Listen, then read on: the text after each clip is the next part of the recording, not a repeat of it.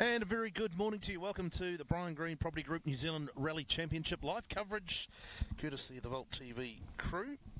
Great to have your company as we get underway. Season opener, Central Machine Hire Otago Rally for 2024. Double Budge with Blair Bartels, voice of rallying. BB, it's been a long off-season, but man, it's good to be rallying again, right? Oh, is it what, Budgie? Great to be down here in Dunedin again as the traditional season opener, and as you say, good to have the proverbial stop and as the flag drops, and we'll see who's the king of the roost in 2024. Yeah, very exciting. Lots to look forward to across, well, I was going to say the next few months, but it basically goes all the way through to November this year, the 2024 season. Really exciting calendar, 3 events in the South Island, and then a little bit of a break in mid-season, and then 3 events up in the North Island as well. Going to be an exciting season. Looking forward to doing this all the way through. And as you can see on the screen there, the day has actually dawned reasonably fine. We're a little bit concerned the weather hasn't been great the last couple of days in the Otago region, but looks like we might get away without too much moisture around BB. Yeah, it's probably actually worked out entirely for the best. The roads were very dry leading up to the event. No rain for sort of at least 2 weeks prior to. So the rain's probably settled the dust and a little bit of the loose gravel off the top that the cars have really rolled in while they've been participating in recce over the last couple of days. Let's talk a little bit about the championship, because there is a couple of new things to think about. The Control Tyre, first time in championship history, MRF tyres on board. Great to have them as a supporter of the series. How do you think that'll impact the way the championship plays out? Yeah, it's going to be fascinating, and we must say thanks to MRF tyres coming on board as a partner in the championship alongside the likes of the Brian Green Property Group and Cream Insurance and Omega Rental Cars. It's going to be massively exciting because it's new territory for everyone. We haven't seen guys running the MRF tyre. We know they're going to work, and it's just really a case of how people are going to learn them across the season. That's going to whoever picks up on it quickest is going to be in the best spot. I mean, the biggest upside presumably here is a level playing field for all parties, right? So the rubber is not going to be a deciding factor in terms of who wins a championship or who wins a rally. No, absolutely not. Everyone's on this or in the same boat. They've got choice of two compounds. So they've got the soft and the super soft tyre, which I'm sure we'll hear plenty about.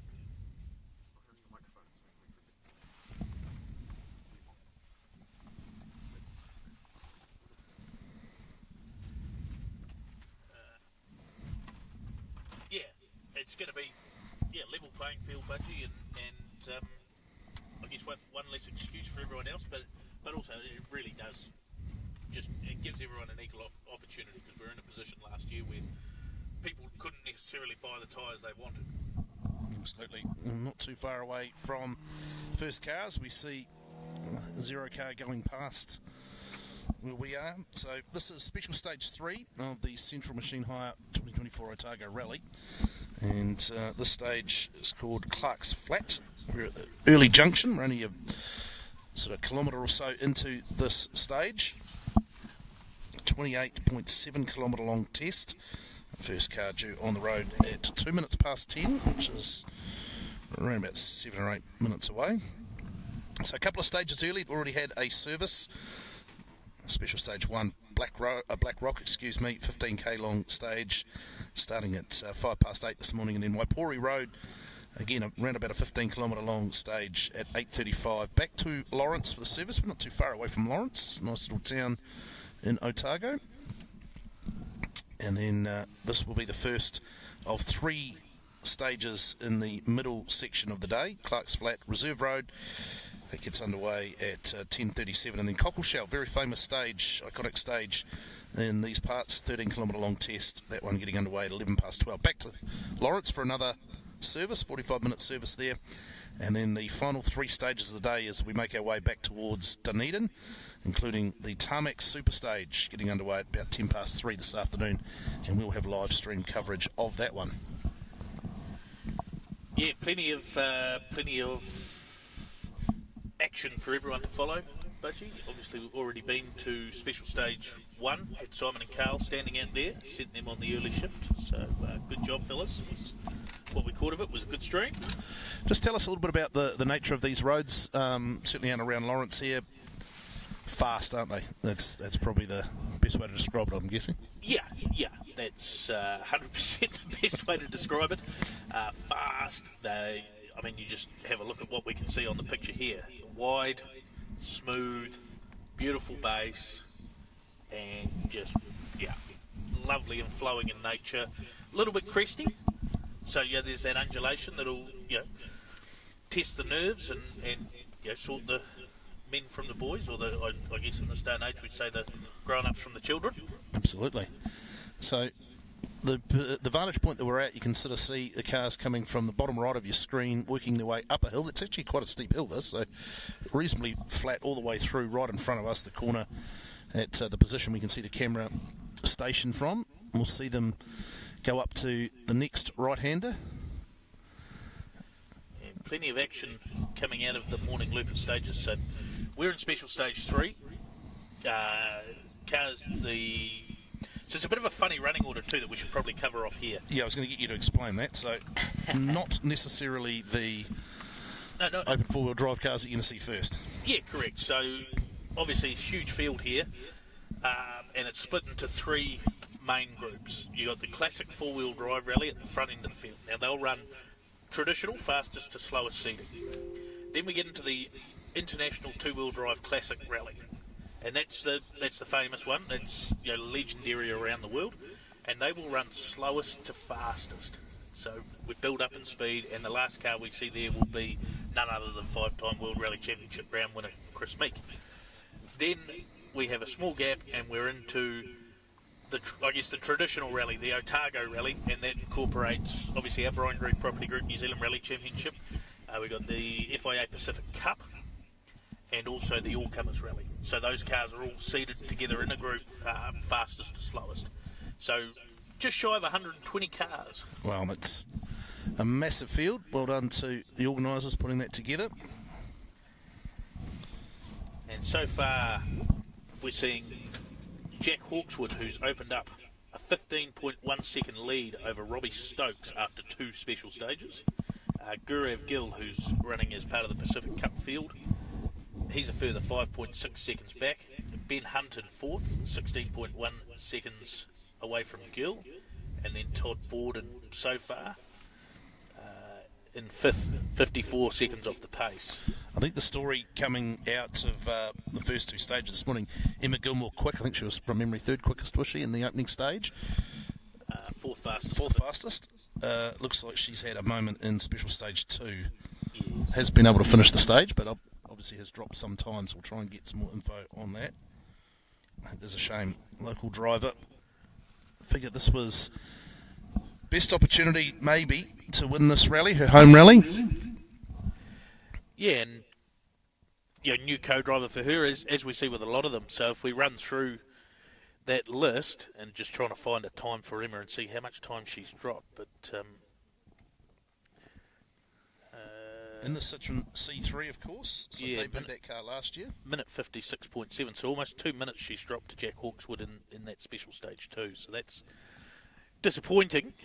But if we run through that list, so Jack Hawkswood at the top, new co-driver Jason Farmer. Robbie Stokes, new co-driver Sarah Brennan. Gurav Gill, new co-driver Jared Hudson. Ben Hunt, same co-driver Tony Rawston. Basically the only one at the front end of the field. Mike Young with Amy Hudson, that's becoming a solid pairing. Todd Borden, Dave Neal in that car for the weekend, so new co-driver there. Obviously Katrina from last year now with Emma Gilmore. So yeah, that top end of town, there's plenty of movement and amongst the... Zeal Jones with Waverley as well. Yeah, Zeal Jones with Waverley. Aren't Waverley on the notes? So here we are looking in the direction we'll see the cars coming from. Not too far away from the first car being in the stage. A couple of minutes away. As I say, we're about 1 kilometre into this test, so it won't take them too long to make their way to where we are positioned. Andrew Graves, man that we've become pretty accustomed to seeing in the co-driver's seat in recent times. Usually sits with Josh Marston, not with us this weekend. Andrew jumping into the driver's seat, and he's done a lot of rallying, very, very fast peddler. Knows these roads pretty well too, doesn't he? Oh, absolutely like the back of his hand. He's won Lawrence Rally multiple times. This is obviously, we're in the Lawrence region. These are roads that get used for the Otago Rally as well as the Lawrence Rally. And they are, he'll be a force to be reckoned with. Obviously, with that running order, he is first car on the road. So we normally talk about, the AP4 and the R5 or the Rally 2 cars being at that front end of the field, and we talk about the road sweeping effect. It's still there for Andrew Graves, albeit I suspect we'd say that the road conditions are not overly loose. Is that fair to say, expert Darren? Fairly solidly packed. We'll let him just nod at us, and he's got a lot of work to do. So, it will minimise the disadvantage of road sweeping, but it is there nonetheless. And a quick shout out to some of those that aren't with us. Obviously, the tragic news earlier this year, the passing of Brooklyn Horan and Tyson Jemmett. Pretty tough time for the whole sport, and just like to acknowledge them and their families. Yeah, absolutely. I mean, it's the worst nightmare of any competitor and their families, and thankfully, touch wood, the sport in New Zealand has a fantastic safety record, to be fair, and it's really hit the whole community quite hard, I think it's fair to say. So it's neat to see a lot of the competitors off their own bat deciding to run tribute liveries and little tributes on their car. I suspect that's going to be something that we will see across the course of the year. Something will have a profound impact. Also not here this weekend for other reasons. Hayden Paddon in Europe competing, trying to defend the European Rally Championship. Yeah, sitting third. They had the super special stage. So he's sitting third in that. He was only 10th fastest in the qualifying stage, which was a bit of a funny one. We'd expect to see him a bit further up. So he'll be 9th on the road when they run. They'll be overnight our time.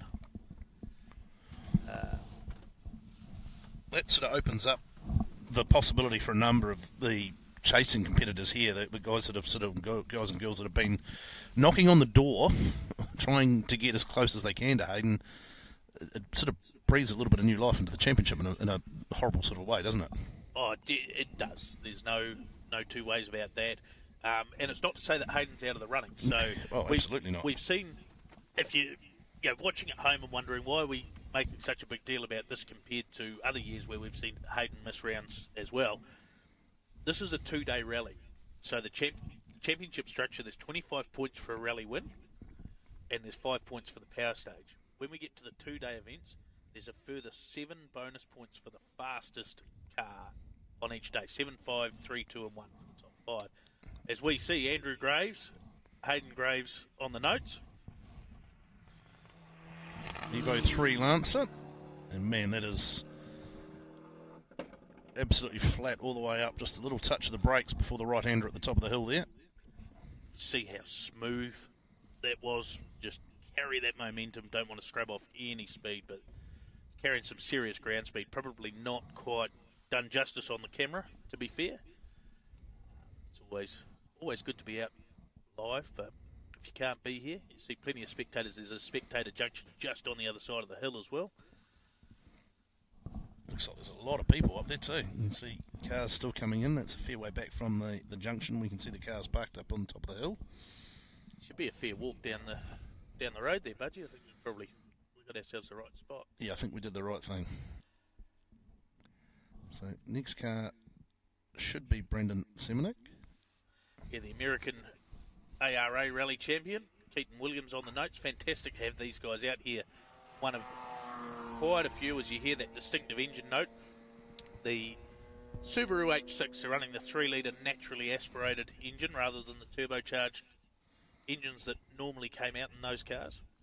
Canadian carrying quite an interesting livery on it. Yes, each their own on that one.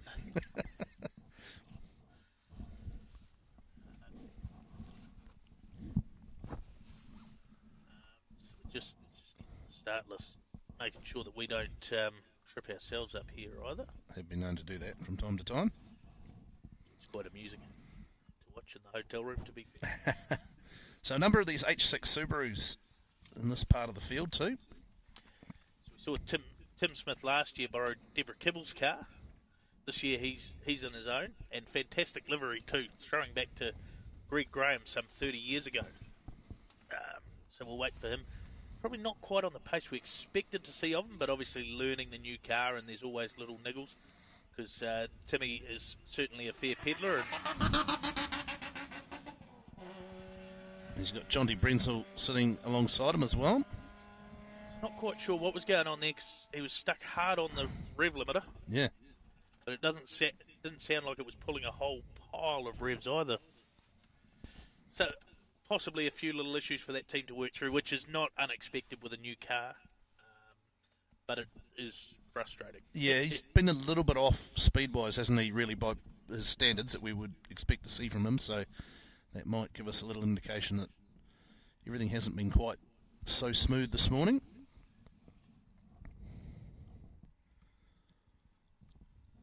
James McDonald, I think, next. Yeah, James McDonald up next, and he'll be in for he's in for the full season this year. Missed the last couple of rounds, having a baby last year, so he impressed last year too in outings. Yeah. He looks like he's carrying some speed there for sure. Oh, way out wide into some fairly loose stuff right outside part of that corner. As he obviously tries to set the car up for the apex of that right-hander. Not afraid to throw the car around. There for sure.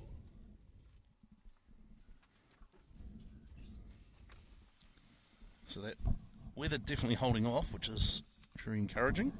That's what we want to. It's cool. It's not cold, but it is a little brisk. Yeah. So the watch tells me it's a balmy 7. 7 degrees. There we go. Tom Bond, the old legacy. This will get Simon Bell excited. I heard him on the live stream getting excited about it earlier. Distinctive sound, the legacy. Oh, very, very iconic car from the early days of Group A rallying, and there's a nice line there from Tom. Carrying that speed. He'd be another one, knows these roads very, very well. He's local, isn't he? Yeah, local lad. So done plenty of rallying down here. So we'll just try and have a look at just navigating the fantastic Chris Sport results system. Big shout out to them. You can follow along at home at chrissport.kiwi. So many cars here that it's hard to try and find where we're at. So Tom Bond actually sitting third in that classic four-wheel drive rally behind Andrew Graves and Brandon Semenuk so far. So Jay Pittham's due through next alongside JP Vanderbay. He's jumped out of the driver's seat into the co-driver's seat. Yep, and here he comes. Got the Upper Crust Bakery livery on the front of it too. Not bad there, the old Upper Crust Bakery. We treated to that. Absolutely. Jay making his first trip with a rally car to the South Island and sitting pretty in fourth there at the moment. And third of the Group A Challenge cars. Behind Graves and Semenuk. Tom Bond just running in the classic four-wheel drive rally, non-championship. In a bit of a battle, so Pittham's 11.2 seconds ahead of James McDonald. And then we have Paul Cross 6 seconds back from there. Yeah, Cross drew through next alongside Janie Blair. Another man who's fairly well known to these parts. Hails from a little further south, down in Southland, but Gore. I think he's pretty excited to be going to the Southern Lights rally in Invercargill a little bit later on. Yeah, I think we all are. It's going to be neat going back there for the first time in a long time. Yes, Paul Cross, Janie Blair on the notes.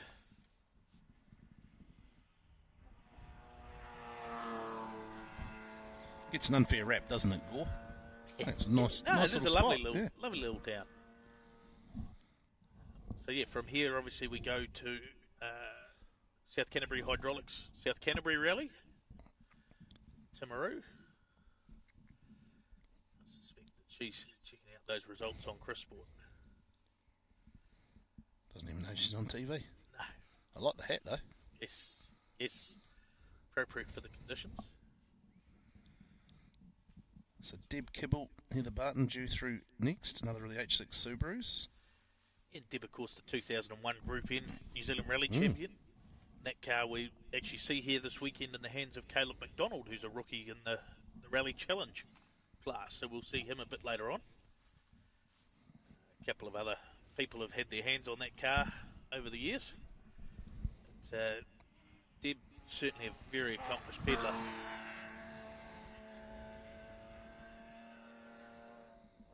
Jumping into the H6, unfortunately, did a reasonable dose of damage to her EX Lancer at this event last year in the slippery Berwick Forest stage. Caught out a lot of cars. This year the rally not diving into the depths of the forest. It is certainly an interesting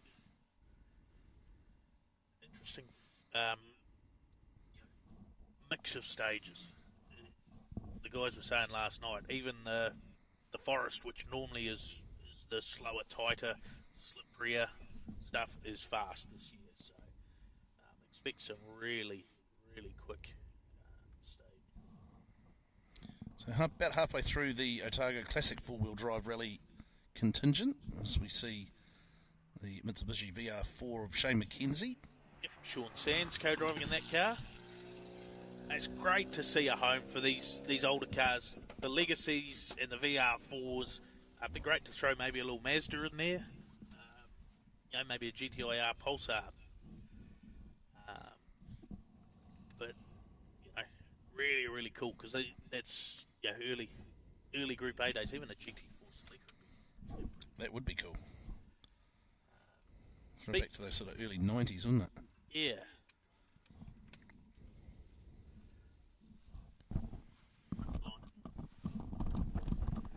Those guys choosing to run blind, so no pace notes. So they looked like they were going all right, considering they don't have every corner noted. Mm-hmm.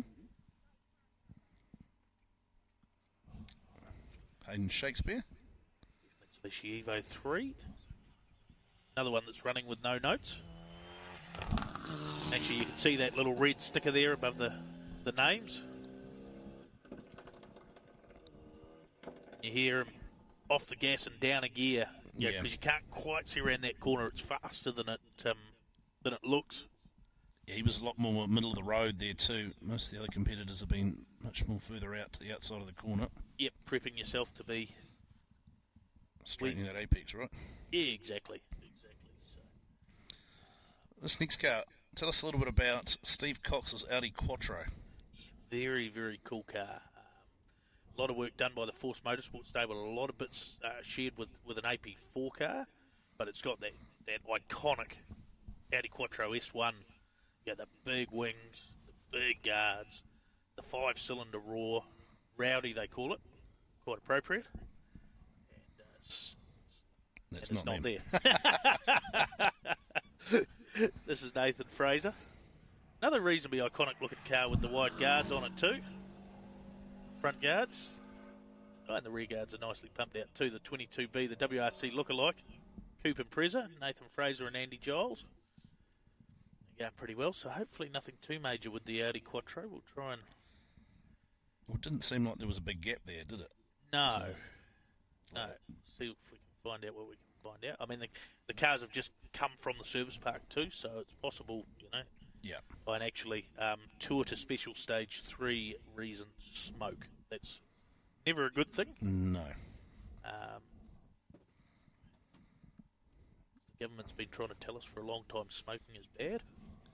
Certainly is. So let's hope Steve can get going again in the Audi. Neat car to see. Yeah, certainly. Yeah, visually very exciting on the stages. We see Damien Vincent, Brianna Vincent. So that's got the little Evo number plate. There's that, and the Camerons have got very similar number plates. They finally managed to park them next to each other at the Octagon yesterday. Huge turnout at the Octagon yesterday. Man, Yeah, that was good, eh? Couldn't move for the people. It was fantastic to see. Yeah, the weather hadn't been great for most of yesterday either, so awesome to see so many people downtown Dunedin turning up and have a look. So,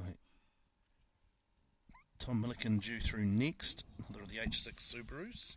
There's quite the run of them to come.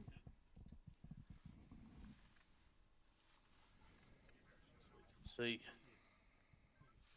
we're just getting news through that both Brandon Semenuk and Tim Smith stopped further into the stage. We're only a kilometre in to what is about a 30-kilometre test. As we see Tom Milliken now, Chris Cunningham. It's another of the H6 Subarus, and they really have become a popular class, especially here in the South Island. Great affordable way to get into four-wheel drive rallying. Got another camera angle, Budgie. Oh, look at this. Beautiful. So this is up towards that spectator junction. And then we can follow them along the ridgeline, and it just really gives you an idea of where, the lay of the land in this Lawrence region. And this is just a big, long, straight BB. Lots of undulation, as you can see there. Yep. Just flat the whole way. This will be the real test. How brave are they? Watch for the brake lights. Watch for the brake lights. Not quite sure what's over that crest myself, actually. A little bit hard to spot the brake lights on the red car. And perfect timing, Amy Keeley turns up. Hedgie's absolutely nailed the timing. So Amy, of course, our defending champion in the Group A Challenge. New co-driver this year with Grant Mara in that car. Nice and tidy. Yeah, absolutely. Amy's certainly come along leaps and bounds in her rallying. Comes with pretty good stock. Yeah, the only third generation driver in the New Zealand Rally Championship, of course. Father Andrew Keeley and grandfather Maury Chandler. Awesome, isn't it? There you go. Some results up on the screen. Jack Hawkswood, Robbie Stokes. How cool is that? Second generation drivers battling it out at the front of the field. Ben Hunt. We'll just premise that too by saying that those are just the New Zealand Rally Championship cars that are up there. So, obviously, this is brought to you by the NZRC. But if you want to jump on Chris Sport, you can see all sorts of other ones. So this is Ian Elliott. We had seen Nigel Eade having some problems on the Special Stage 1 live stream. Another one of the H6s. There's still another couple of those to come as well. The Magnum Motorsport team, I think, have 7 cars here and looking after 11 in total. Wow, there you go. So 3 of those BDA Escorts, and I think a couple of Corollas and a couple of H6 Imprezas. So that team certainly got their work cut out for them. We've already seen Brandon Semenuk, who by all accounts has had some dramas further on in the stage, but get a couple more of our international competitors due through now. Denise Collins from Australia and Louis King from the Philippines. So Andrew Graves through this stage, 14 minutes 34.7 seconds. Possibly Semenuk moving again, but he's dropped 4 minutes 48 seconds to the 17-kilometre split. As we see... This is Nigel Eade, isn't it? Nigel Eade, yep. So he's dropped behind, and you can see the car not quite as quick as he'd like it to be, I'm sure. Great to see the throwback liveries on the older cars too, the Per Eklund livery there. Yeah, cool looking, cool sounding car, eh? Okay, Simon. Just giving a shout out to Simon Bell. They definitely are, though. Yeah, that boxer growl is as iconic as any other sound in rallying. The BDA noise that is. 5-cylinder Audi Quattro. So this should be Denise Collins over from Australia. Tanya Warren. See the girls out having a go.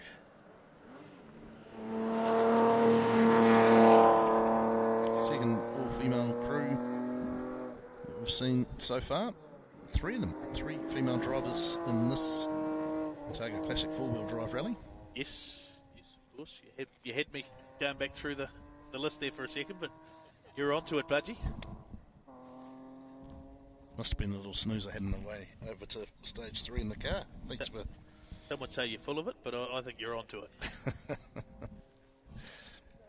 So it should be next up Filipino visitors. So, it really is an international. Look so far we've seen competitors from New Zealand, Canada, Great Britain, Australia, and just about to see the Philippines as well. And that's just the four-wheel drive classic rally. So this is Louis King, Andrew Ravage. Confirmed by the King on the front of the bonnet. That was very kind of them. Thank you.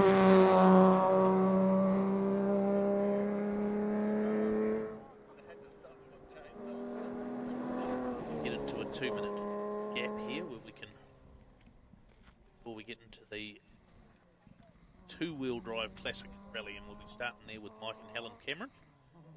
So a few more entrants in that field than what we've seen in the four-wheel drive classics.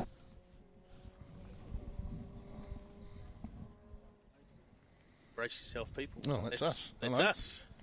G'day, g'day. Nice to be inside the Volt's van. The Volt Live wagon. Quite the setup too. Yeah. Have a look. It looks a little bit like one of those tornado chasing vans And a twister. Out of the States. Hopefully we don't need any of those today. No. Always pays to be prepared, but... So just having a look at some of the split times, waiting for them to come through. So Seminuk seems to be up on pace. If I was to guess, I'd say maybe a puncture in that car. He's 5 minutes, 5 seconds down at the final splits. He's dropping a bit of time. But James McDonald just recording a time of 15 minutes, 38.6. So just over a minute slower than Andrew Graves. I mean, man, the guy's a freak. Yeah, Andrew Graves. We talked about it before we started this morning, that lots of experience on these roads and underrated. Probably not underrated by those close to him or close to the sport, but underrated driver, isn't he? Absolutely, and they say drivers don't make good co-drivers. Well, he's been second in the New Zealand Rally Championship as a co-driver as well with Josh Marston. It's a bit of a shame we haven't seen Josh this weekend, but a lot of guys just struggling to come up with the funds, and it's not just rallying. We see Mike and Helen Cameron now. Sign of the times, really, isn't it? Little Evo, but Josh obviously spent a lot more time on these tyres than anyone else. The MRF tyres. Might look like he's really extracting a lot out of the little Evo, isn't he? Pushing along, so they're another one running blind, no pace notes. Helen's awfully busy passing out lollies. So she has an outstanding job on that front. Not so much time to read the notes. So there's a little bit of a bump in there as we see the 1970s suspension working away. Tom Bond now through this stage in 15:26.2, so 16 seconds faster than McDonald, but still 52 off Andrew Graves. Just look at that. I mean, challenge anyone that knows half a thing about rallying to not look at a scene like that and just get excited. Darren Galbraith is just beside us. Down boy. It's okay. A little two-outer starlet here of Luke Smeets, Jake Day, from Wanaka. Yeah, and I think they're relatively new to rallying. Great to see them getting out and amongst it. Always good to see more people getting involved. The two-outer starlet, what an iconic car to start in, the little 1300 car. So many a career started with the starlet.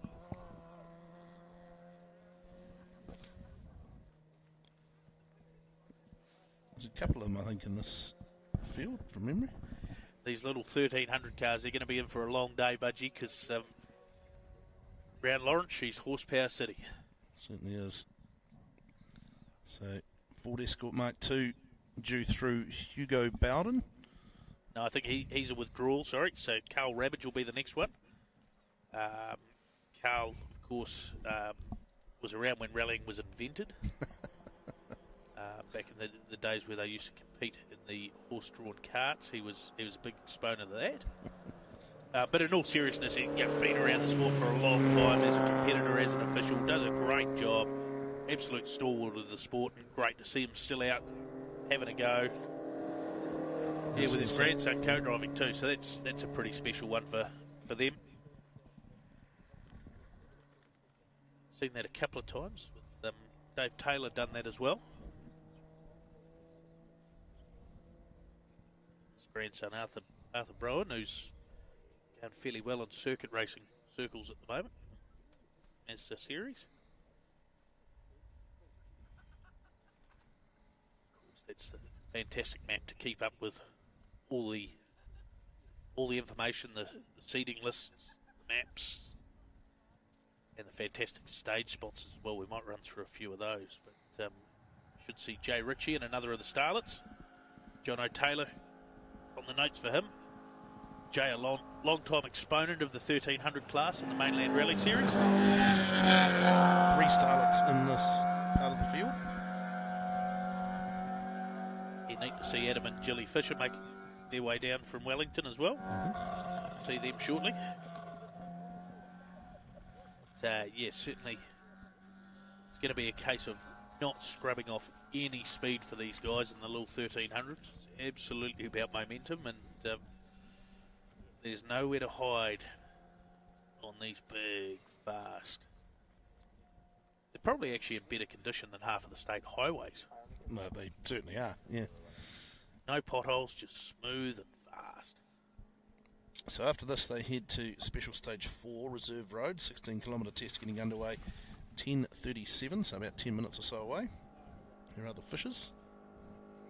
Yeah, so we should have seen the Mazda RX-7 there of Andrew Tressida, so not quite sure what's going on there, but it's all about the starlets. Just listen to those little... You feel sorry for them just struggling up the hill, so it's a lot of fun. They're carrying plenty of corner speed, but just... Yeah. So as I say, first of 3 stages in this middle loop.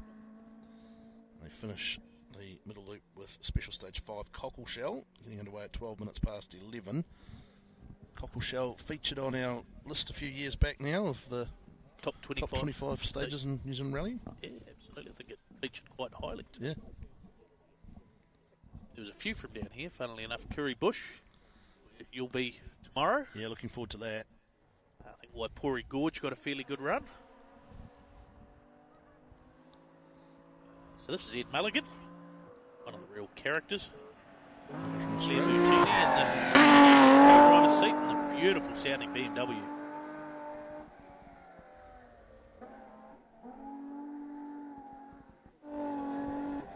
Ed certainly seems to do just as much of his rallying in New Zealand as anywhere else in the world. So this stage sponsored by Apparel Master. It's fantastic to see, you know, so many sponsors getting in behind the Central Machine Hire Otago Rally, which is of course the opening round of the Brian Green Property Group New Zealand Rally Championship. We also thank MRF Tyres, Cream Insurance and Omega Rental Cars. Without these sponsors, these events just don't happen. And of course the volunteers too. Might get us a shot of one of the safety marshals when one of the cars go past. There's just a little bit of a gap here. Tony Amers? Yeah, it should be the look-alike of the 1977 Rally New Zealand winning car. Fulvio Biccelli.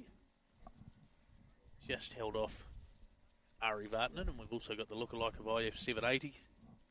Mass Sport Escort. Actually, Paul Fraser's one, I think, was in the Mikola 79 winning livery.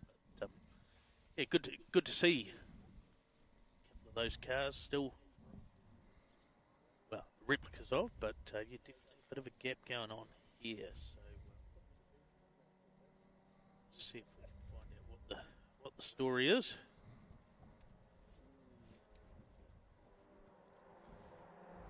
That's Andrew Tressida, so that really throws a cat amongst the pigeons. I'm not sure what's going on there, but he was supposed to be... Yeah, the Group B replica RX-7 there, but potentially trying to sift him back through the field. That car, I think, on these roads will be quite a bit quicker than some of the little 1300s. Not any reflection on the people driving them, but just, as I said, horsepower is the currency that we are dealing with on these Lawrence roads.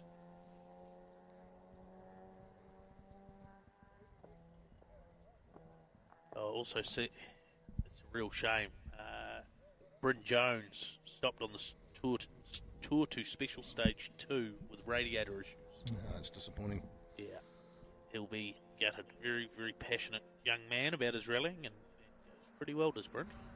That's Tony Amos. Well, Fiat's actually singing along quite nicely.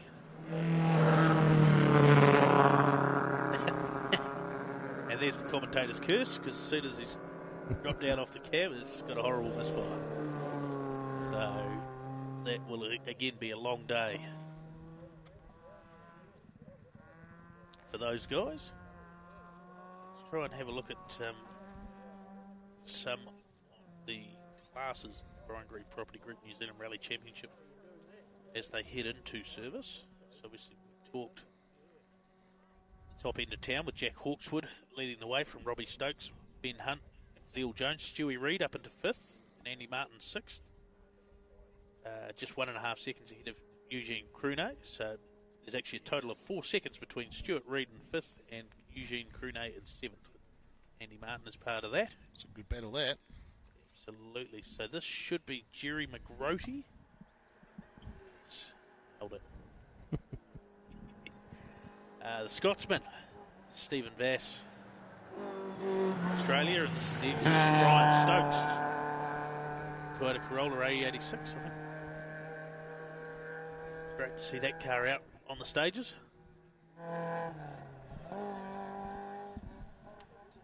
Little A86 becoming a little bit hard to come by now, but there's plenty of them down here for the Otago Classic Rally. At one point we found a lineup of 3 of them in a row.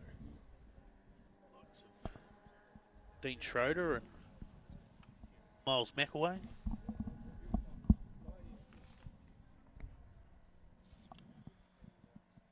So Paul Fraser should be through next. Brody Catamol in the Ford Escort. BDA. Mention I like BDA Escort. You did mention it once or twice. Just listen to that singing up the hill, would you?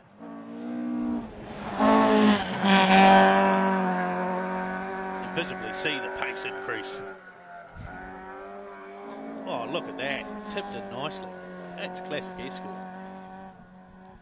Now, one of 2 competitors in the Otago International Classic Rally also contesting the Brian Green Property Group New Zealand Championship. Yeah, currently holding the lead. He's got a lead of 2 minutes 44 seconds over the Camerons, who we saw earlier.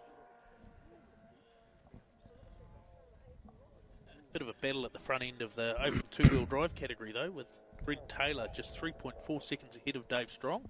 Yeah, it's Willie Hawes in there too. He's just shy of a minute off the pace, the championship rookie, but learning a lot as he goes, I'm sure.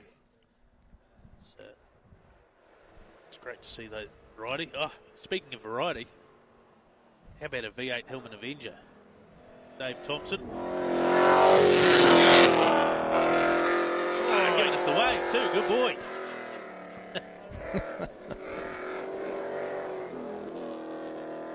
That V8 growl. It's not something we hear a heap of in rallying. And I think we should hear more of it. I'm all for it. So there are those times that you talked about. The Open 2-Wheel Drive Championship. Brent Taylor, 3.4 second lead over Dave Strong. Willie Hawes just about a minute down in 3rd. But yeah, that battle between Taylor and Strong could be a fierce one throughout the day. Over in the NZRC 2-wheel drive class, Dylan Thompson holding a 27.4 second lead there. We obviously saw Bryn Jones retired. James Worker slotting into 3rd. So, Jack Stokes in 2nd, of course, one of 2 brothers running. As we see Bruce Farley, is it? Bruce Farley, Glenn Warner, the little Datsun 120Y, with a little bit more than the original 1200 power plant under the hood. 2-litre FJ20 motor. So seeing possibly some issues in this stage for Damien Vincent. Brandon Semenok now clear of the stage, but dropped 5 minutes 25 seconds to Andrew Graves. Tim Smith still yet to record a time, unfortunately. It's showing us stopped at 13 kilometres. Tim Mackesy holding down fourth in that NZRC two-wheel drive battle. New car didn't arrive for them, so that's it's a bit of a shame. Or sorry, it arrived, but paperwork issues have meant that they haven't been able to comply it. Scott O'Donnell. This is the Rod Millen lookalike Mazda RX3, a car we don't see so many of.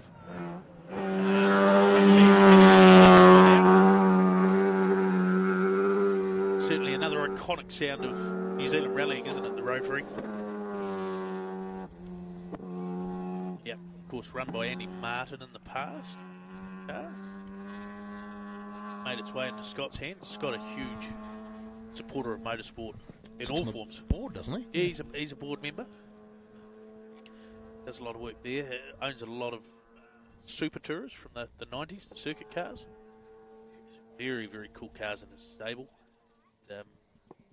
Great to see him out, getting dirty, getting on the gravel. He's from down south, isn't he? He'd be looking forward to Southern Lights Rally. He's looking forward to the Southern Lights Rally. I think he's fairly involved with opening a few doors in that one.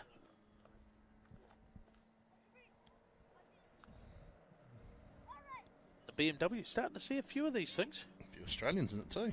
Yeah, Philip Mason and Greg Fitzgerald. Four-cylinder, so again they're going to be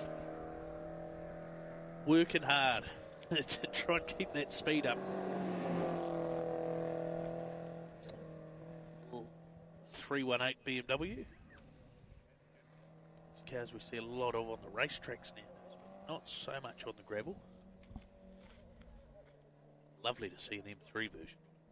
So just saying, because I'm not paying. It'd be lovely to see an E30 M3 on the stages. So approaching the midway point of the Otago Classic Rally, two-wheel drive competitors. Craig Cormack, the next one we expect to see, yellow and black Toyota AE86. And it's not. No, you did right. That's Dave Fahey and Lilibet Fahey. Escort, Mark 1 Escort.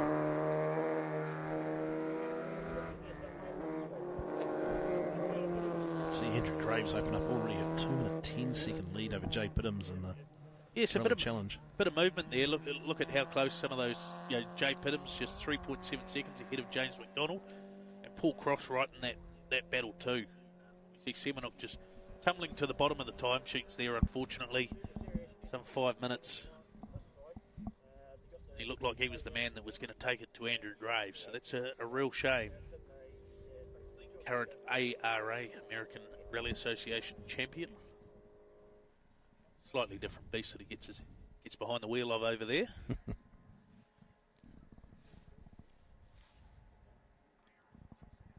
So Dean Schroeder, I believe, should be next through, is it? Yeah, that's him. Ben Trevelyan. Yeah, BT on the notes. It's the old Cameron Moore car, I believe.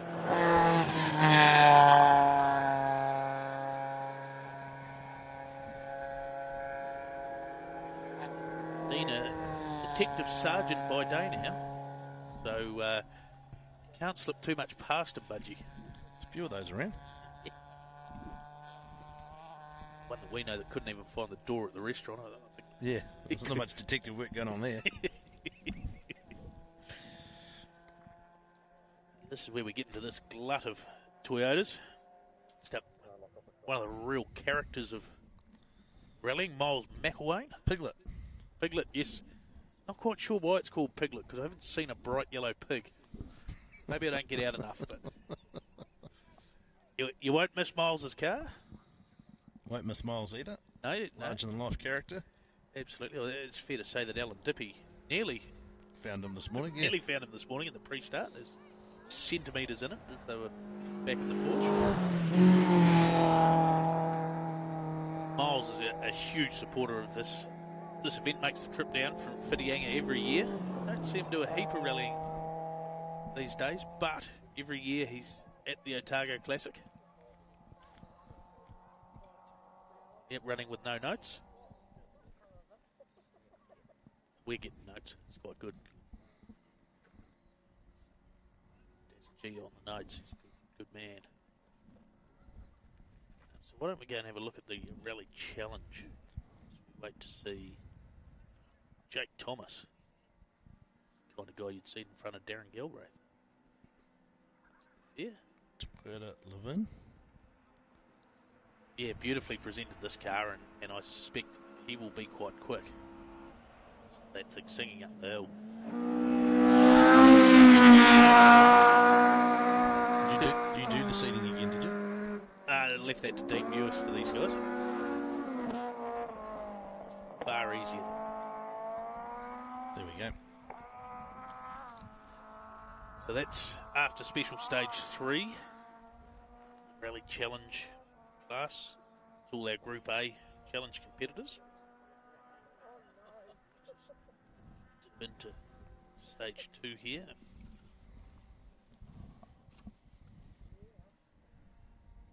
So we're hearing Emma Gilmore's issue was she hit a hole and it broke the steering, managed to limp the car out and got it to service, and they've now got it fixed, so that's promising.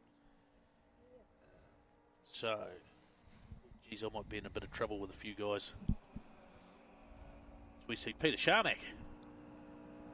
Always a hard charger, Peter Sharmack.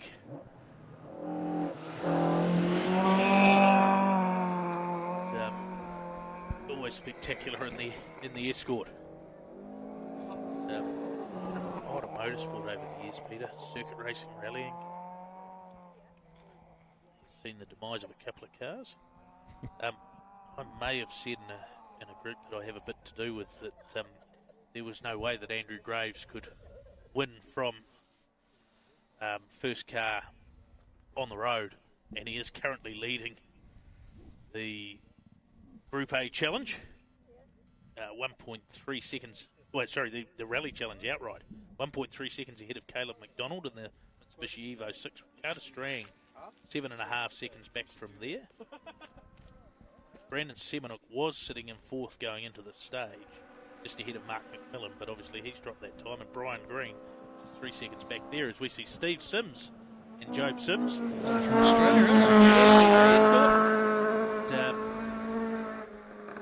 He's going well there. It's charging hard, right? Yeah. So, if you're sitting at home and following the times or watching the map on Rally Safe, that's your man. Steve Sims is Mr. Rally Safe. Job runs the WRC program, so nice for both of them to be able to come over here and sort of relax, let the hair down, and get behind the wheel of an escort. Fantastic to see. So, of course, you can follow those maps, and the speed that Chris Sport is getting these times through is largely due to that system as well. Fantastic product that really has revolutionised rallying in the last 10 years. So we see Barry Varco now, of course, because we're missing Brendan Mitchell, who retired with a head gasket failure. Fleur Pedersen, familiar name, co-driver for Barry in the Toyota Twin Cam Turbo. Car that Dean Buist has won this Otago Classic Rally in. Interesting change there with Fleur. Long-time co-driver for Brian Green, our title sponsor. Yeah. Greening part of that battle in the Rally Challenge. Just as I said, 3.2 seconds off Mark McMillan. Just ahead of Julian Longley and then Gavin Feast. To a few more of those Group A guys, the likes of Jay Pittams, James McDonald, Paul Cross, Amy Keeley and Dave Ollis. After a big rebuild on his Subaru, full reshell after a fairly sizable accident at Ashley Forest last year. It's gone a little bit viral. So we see Alan Dippy now, man from Central Machine Hire. There is the Porsche that you talked about earlier. Yep, no marks on the rear bumper yet. There was a fair bit of whoa going on. Got it stopped in time, that's all that matters. Exactly. Who would have thought that there'd be so much action in a pre-start area? Yeah, Alan, a great supporter of this event and motorsport in general, and cool to see. I mean, that 911 Porsche, something different, very valuable car, so fantastic to see that out there. Now, this is like a time warp. Bear with me while I try and figure this one out. So we've got Former winner Derek Asen. In one of Derek Asen's old cars, not one of the cars he's won this rally in, I don't believe. Different power plant in it now, but still Nissan powered. No, it's Craig Cormack. Cancel that. He's running late. That's my story, and I'm sticking to it. Good to see Craig out performing. We've seen him under cars as well as behind the wheel of them. So go back to your story. Yeah, Derek Asen. Pretend I said nothing and it'll sound impressive the second time round. Yeah, got the call up from Peter Lyke to jump back behind the wheel of his old car. And actually starting right in front of him on the road is Stephen Gill in his next old car. So the two Mark II Escorts.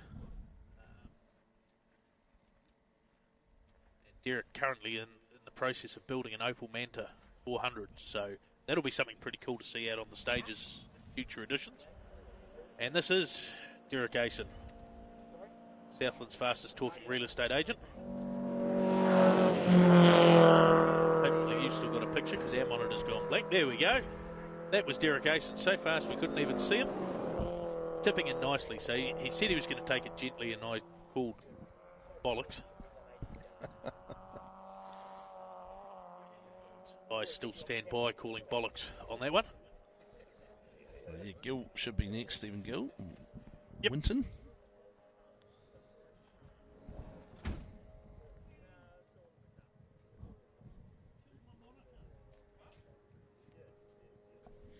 Right. Yeah, Stephen Gill, Winton man. This is the 3-time Otago Classic winning Whole Bay now powered Ford Escort. HB 780, of course the 780 number plate's iconic on the Escorts. Made famous by the Masport team. Gilly certainly looks like he's on a bit of a mission. Yeah, pushing really hard.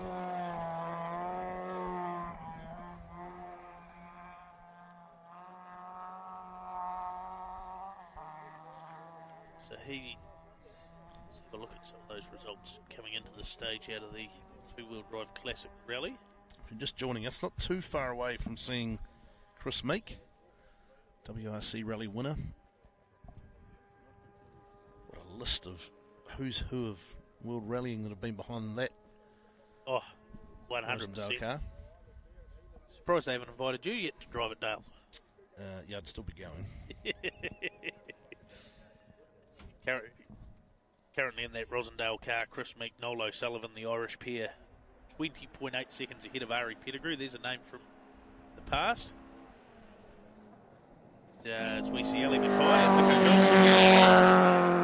Mark 1 Escort is telling us this morning they found a few things in the engine and he's got a bit more mid-range torque, so he's quite excited. And it's the first one to not even lift going into that top corner there. Yeah.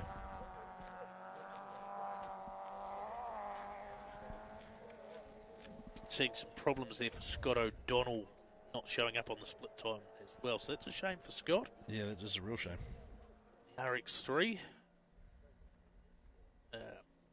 Ari Pettigrew sitting second, 8.7 seconds ahead of Dean Buist. That's some drive to be ahead of Dean Buist. Yes. Having competed against Dean, I can tell you he's a bit of an alien. He's clearly not human. He is freakishly fast. Ali Mackay, who we've just seen sitting fourth, 34 seconds back from Buist and just half a second ahead of Tristan Kerrigan, who we'll see soon. But this is Tim McIver. Team Tim McDonald. It's beautifully prepared VDA Escort, that one. Pedals it pretty well too. He's having a good run here last year until he came to grief in one of the Fords in Forey Flat. So he'd be quite happy that Forey Flat is not part of the itinerary in 2024. Tristan Kerrigan over from Australia, and he's just 0.1 of a second ahead of John Silcox. So 4th through 6th is separated by 0.6 of a second coming in here. So wow. That probably explains why Ali Mackay looked like he was in a bit of a hurry. To be fair. Richie Dalton sitting 7th, another 11.3 seconds back. Cool to see Richie over. We've seen him a bit over here. He's having his own battle with Graham Ferguson and Stephen Gill. And Tim McIver. 5, 6, 7 seconds. Richie Chadwick. Richie Chadwick. Probably the fastest of our blind competitors. Quite not making a secret of the fact that he's blind. Local lad in the 1600 Corolla. Wife Rachel co-driving. So certainly not afraid to throw that car around. Local legend.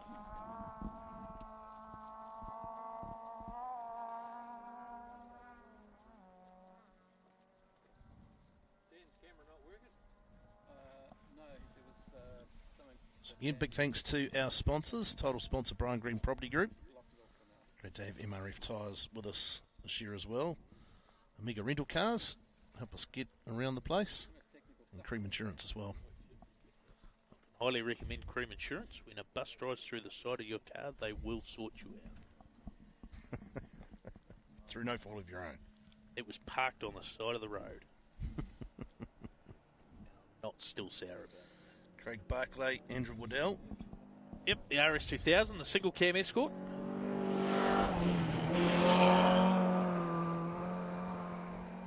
Not quite the grunt of the BDAs, but certainly making a pretty good fist of it. It's just an iconic shape. I mean, you go through the list. Look at the number of Ford Escorts in there, especially the Mark IIs. It's just phenomenal. And when you look at Chris Meek, who comes into the stage, if we put them all together,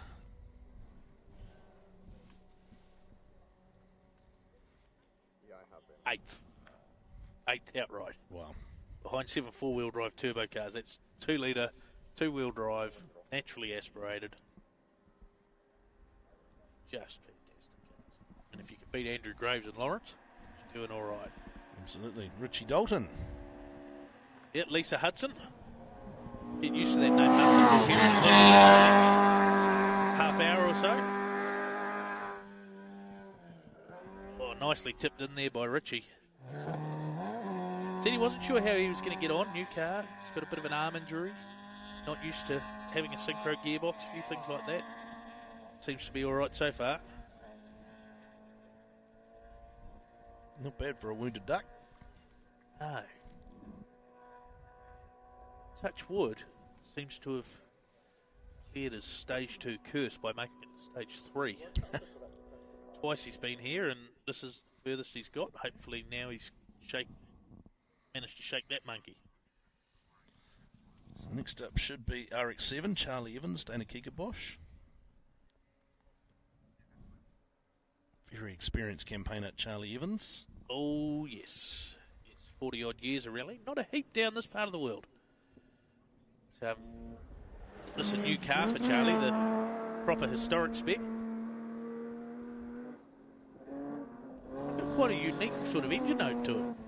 Not the really harsh rotary bark that we associate with the RX-7s. Carrying plenty of speed. Sounds like our helicopter's just arriving.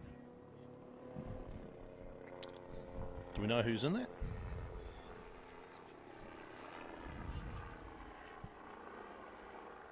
Not sure who's in that one. Not us.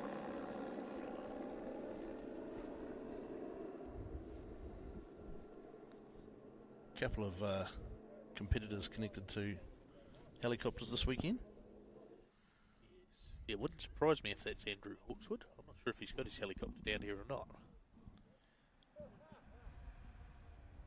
So this is Tristan Kerrigan, Neil Woolley, Australians. They're right in that big battle, and you can see why. Yeah, giving it everything. Oh, is he what? Neat thing with the slowest to fastest aspect of this field is you can see the visual improvements in carrying the speed. It's a car that Magnum Motorsport team have had for a long, long time in the stable. So the last half dozen cars in this part of the field, the International Classic Rally at Otago. Yeah, right up at the pointy end now. That should be Graham Ferguson, the West Coast legend. No Regan Ross this weekend. No Marcus Van Klink. Managed to break his wrist, unfortunately, at a concert. So I believe he is out and about spectating. We might see if we can... I have seen him. Saw him last night. Find him over the weekend. But this is Graham Ferguson. Ross Moody. Another in that iconic Massport livery that really were at the top end of this championship 40 years ago. Shout out to all our friends over on the West Coast. Pretty rough week weather-wise over there.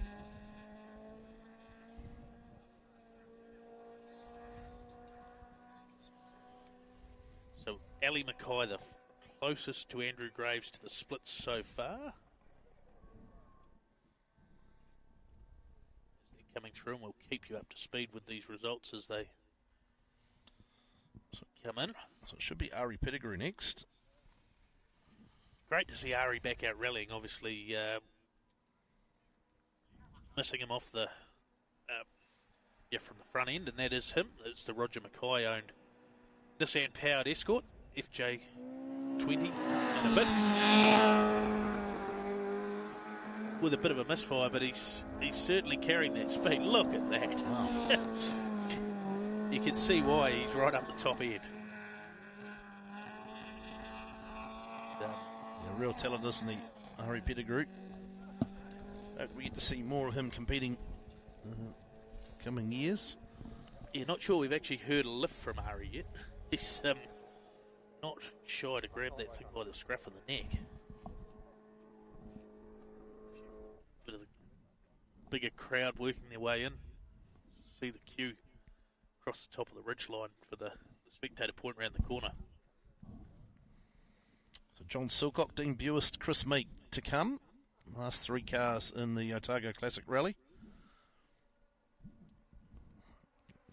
John Silcock, the historic champion from a year ago in the Brian Green Property Group New Zealand Rally Championship. He's focusing on a couple of rallies this year as his son gets involved in things. So, yeah, he will always be there or thereabouts at that pointy end of the field. He will be the strongest representative for the Mazda brand. And Charlie Evans will be quite quick. In fact, I'm just trying to figure out.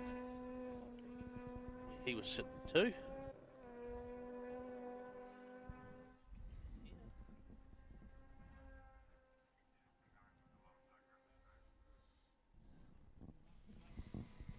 A little bit further.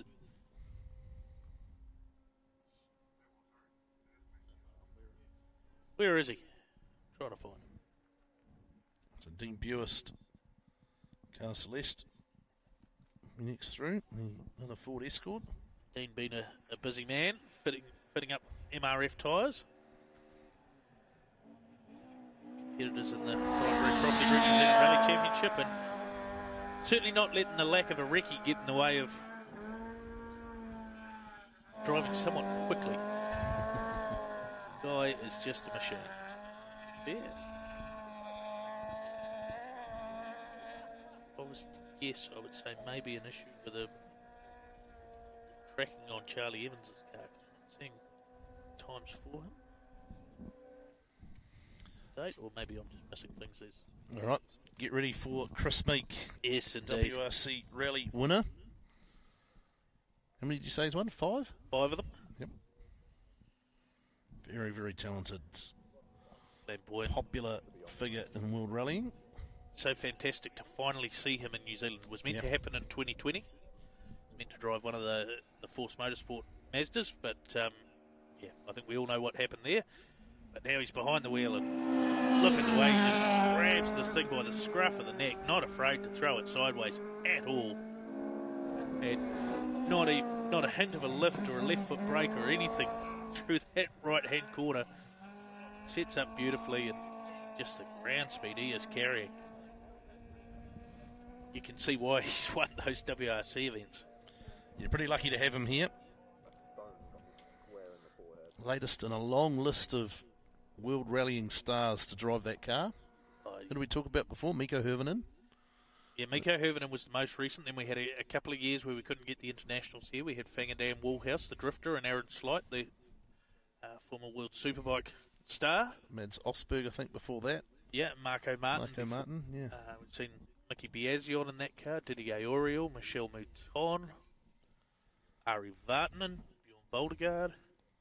Well, it is a list of who's who, isn't it? It really is. It staggers me that they haven't called you Budgie. Yeah, so we now get a 5-minute gap just to make sure before we get into, I guess, the Category 1 cars of the Brian Green Property Group New Zealand Rally Championship, the likes of Ben Hunt will be followed by Robbie Stokes, and we do have 2-minute gaps between these cars too. So these, of course, being the APRC contenders as well, Pacific Cup. So what have we got? 1, 2, 3, 4, 5, 6, 7, 8 of them. Yes, indeed. Including international in Gaurav Gill, who was in the Hayden Padden Hyundai New Zealand Rally 2 car, correct? That's correct, yes. So they obviously had a bit of drama, got fairly well publicised incident testing just on Wednesday. Old shots by Taylor Burke, getting the snaps. I see a lot of his work across social media and a number of the teams. Where's our man Jeff Ritter? I haven't seen him this morning. He'd have come down and done some research and found the perfect spot. Absolutely. I mean, what a fantastic bit of the country to come and photograph as well. The fact that you can get rally cars in the background. I mean, beautiful countryside here. Really is quite something. Missing a split time for John Silcock early on in this stage. So we'll keep across that one.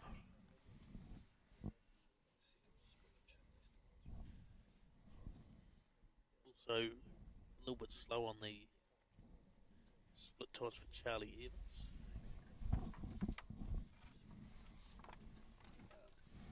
But what we are seeing is 7/10 of a second faster to the first split than Chris Meek. So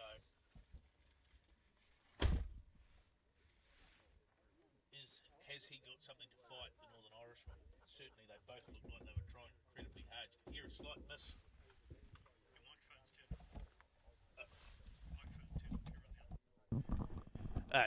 Apologies, Budgie turned me off as he was getting out because we swapped over with the wrong way round. It's a trick for new players. So, yeah, what we saw there is Chris Meek, 7/10 of a second behind Ari Pettigrew. Ari absolutely flying in this stage. Is that Otago Classic battle going to come alive? Plenty of kilometres. This one close to 30 k's this stage.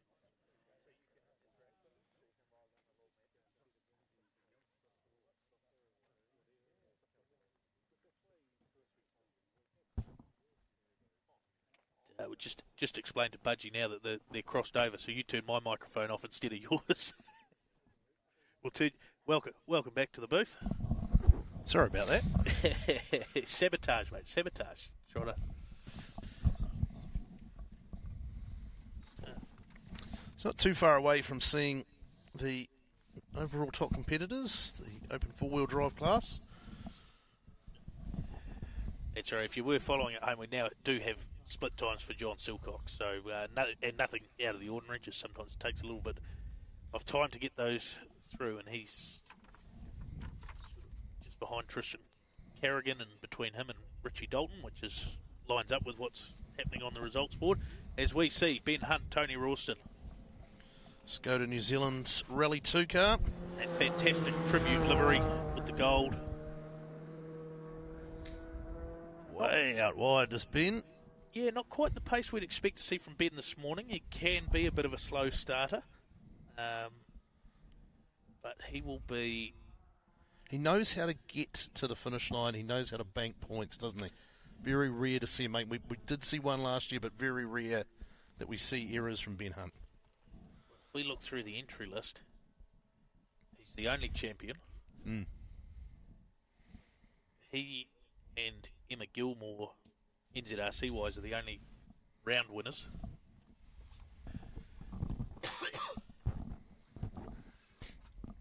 there's a lot. They always say the hardest one to win is the first one. Absolutely. Yeah. There's a lot that goes into it. This is the third special stage. There's 16 of them. There's 280 odd kilometres of special stages.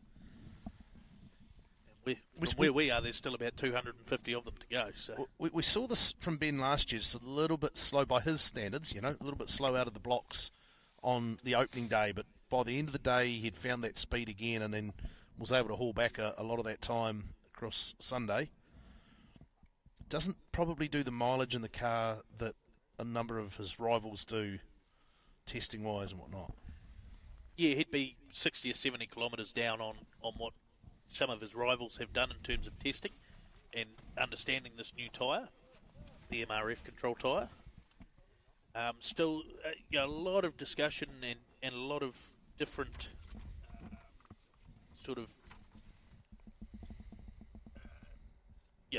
lots of different wear rates and within the different compounds and the different cars with the AP4s and the Rally 2s, as we see Robbie Stokes and Sarah Brennan.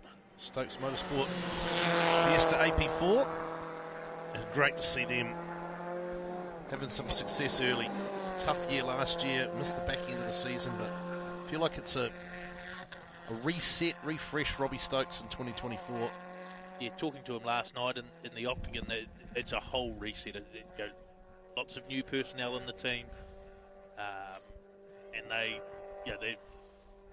you cannot fault the commitment. Last year was horrific for that team. They just could not catch a break. So hopefully this year, it's their time. Absolutely. So we talked about it before about how hard it is to win the first one. We see a couple of drivers at the pointy end of the field so far, and second generation drivers, Jack Hawkswood, Robbie Stokes, who have been talked about for a number of years now of being potential future rally winners, potential future national champions, but it's damn hard to win some of these things, and particularly in the era that we've got with Hayden being here and the likes of Ben Hunt. Another era, Ben Hunt might have had 5 or 6 championships. Oh, absolutely, and talking with him during the week as well. A little bit, there's always the ones that get away as well. So they're a hard one as well. So Chris Meek now taking some time back out of RE Pettigrew, so he's taken almost 10 seconds out of him at the 17k, 6.7 at the 11k split. Ben Hunt, we've got the first split through for him, 7 seconds up on Chris Meek, but that's to be expected, and we'll bring you through some of those splits as they come.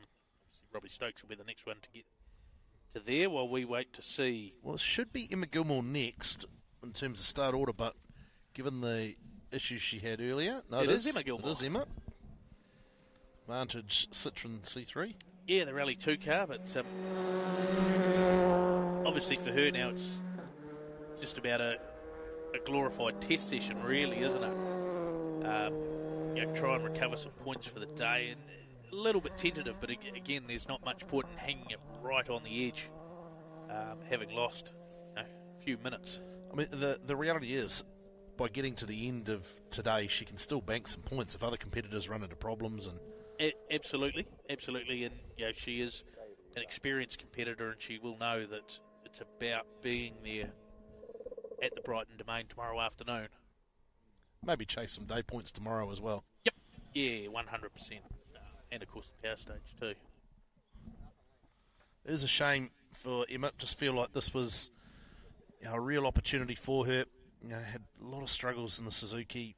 We saw her make the move across, but obviously with her commitments with McLaren and Extreme E over the last couple of years, hasn't been able to put together a full campaign.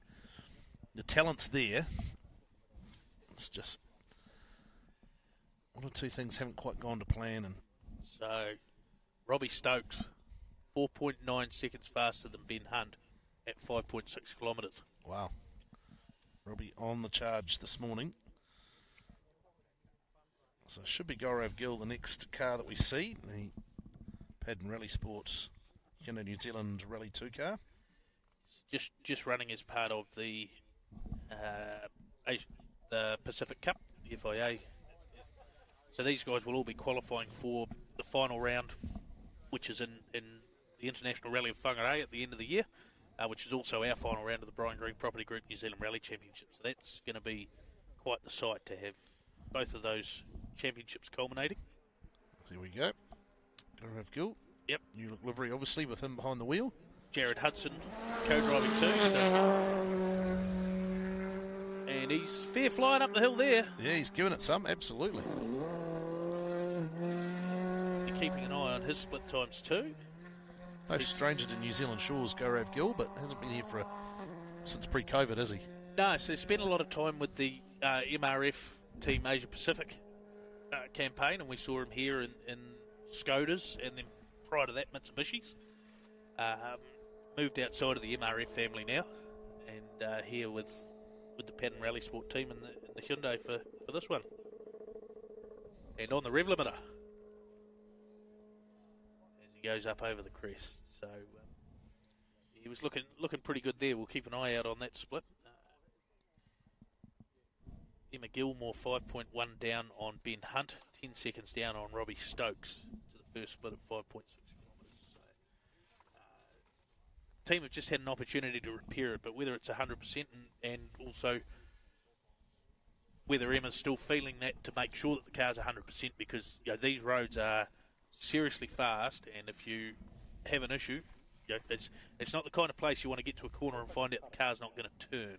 No, absolutely not. And like you said, there's also not a whole lot for her to, reason for her to push too hard for the rest of today. It's more a case of a free testing session. Make sure you get to the end. Let's see what happens with some of the other competitors, and then push it a little bit harder maybe tomorrow with some day points on offer. So we should see Todd Borden next in the online contractors Fiesta. Just chasing the Pacific Cup here this weekend as well. Dave Neal on the notes there. So another new pairing. There's plenty of them in the top end of town. Lovely, awesome livery on that car, eh? Yeah, really stands out, doesn't it? Certainly Todd looking a little bit more circumspect than Gaurav was. Say, Todd driving the car like he owns it, Gaurav driving it like it was a rental. It can be a very expensive rental, though. Yeah, I don't think they offer the zero excess policy. Omega rental cars do for us. Yes, absolutely.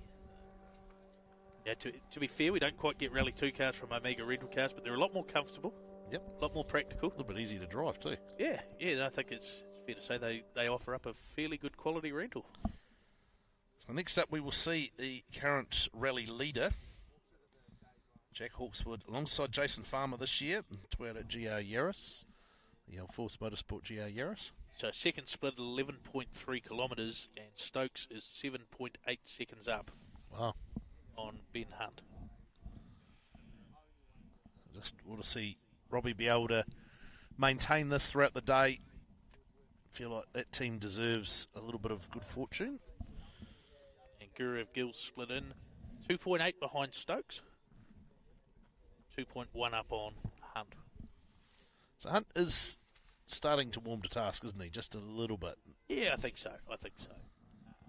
And to be fair, this is a 30-kilometre stage. So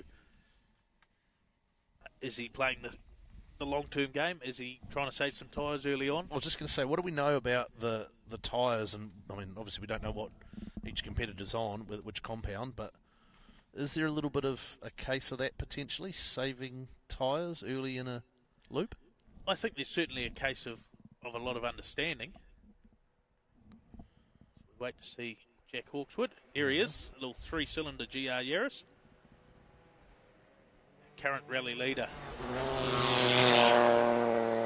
Carrying good speed through there. That new partnership with Jason Farmer seems to be paying dividends. That livery, the reverse livery of the Andrew Hawkswood 2017 National Championship. Yep. So that was the bright yellow. Basically everywhere that car's bright yellow, that car was black, and vice versa. Great to see Elf Lubricants on board with that car as well.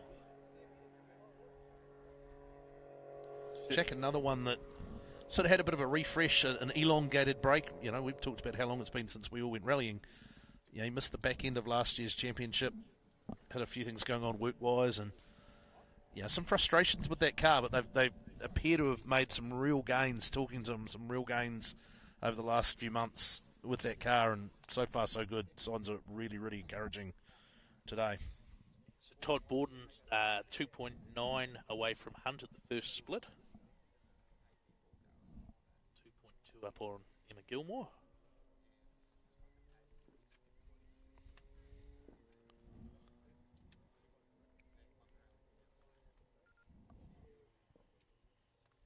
It's a good battle. We'll be able to see Mike Young to a Yaris AP4 in the Pacific Cup this year. And Gaurav Gill have had some battles over the years, haven't they? They most definitely have. Most definitely. Then Zeal Jones, another one. Bright young stars in the Brian Green Property Group New Zealand Rally Championship, making the step up this year to open four-wheel drive. Uncle Kingsley's car. So just seeing some results through as we see Mike Young, so we'll watch Mike Young, Amy Hudson, another one just chasing the Pacific Cup.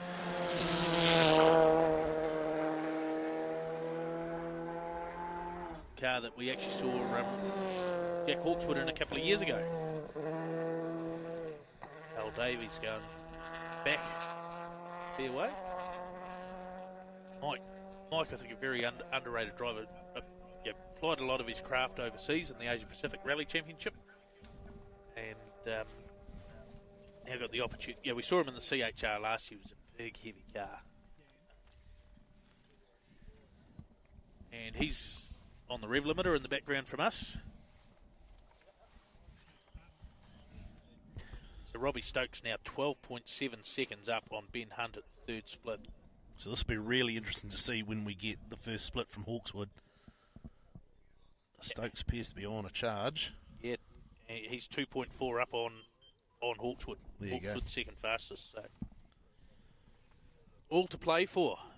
Yep, this is a fascinating battle. Man, it'd be great to see those two at it over the course of the weekend. Two very promising young stars. They've been on the scene for a while now. Just reiterating how hard it is to win rallies, certainly in this era.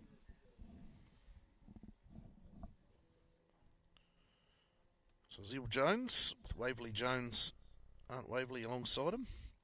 This is the Smith & Son Skoda Fabia. Certainly, 19 years old, an incredibly mature young man. Mm-hmm. Fantastic opportunity for him to really find his feet in a proper purpose-built rally car. He's had a couple of years.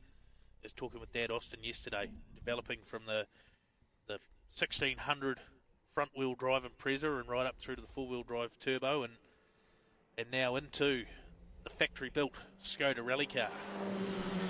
It's actually a ex-Team MRF car, that car. Nice and tidy through there too. Yeah. Never overly flamboyant, Zeal, but some good stage times together.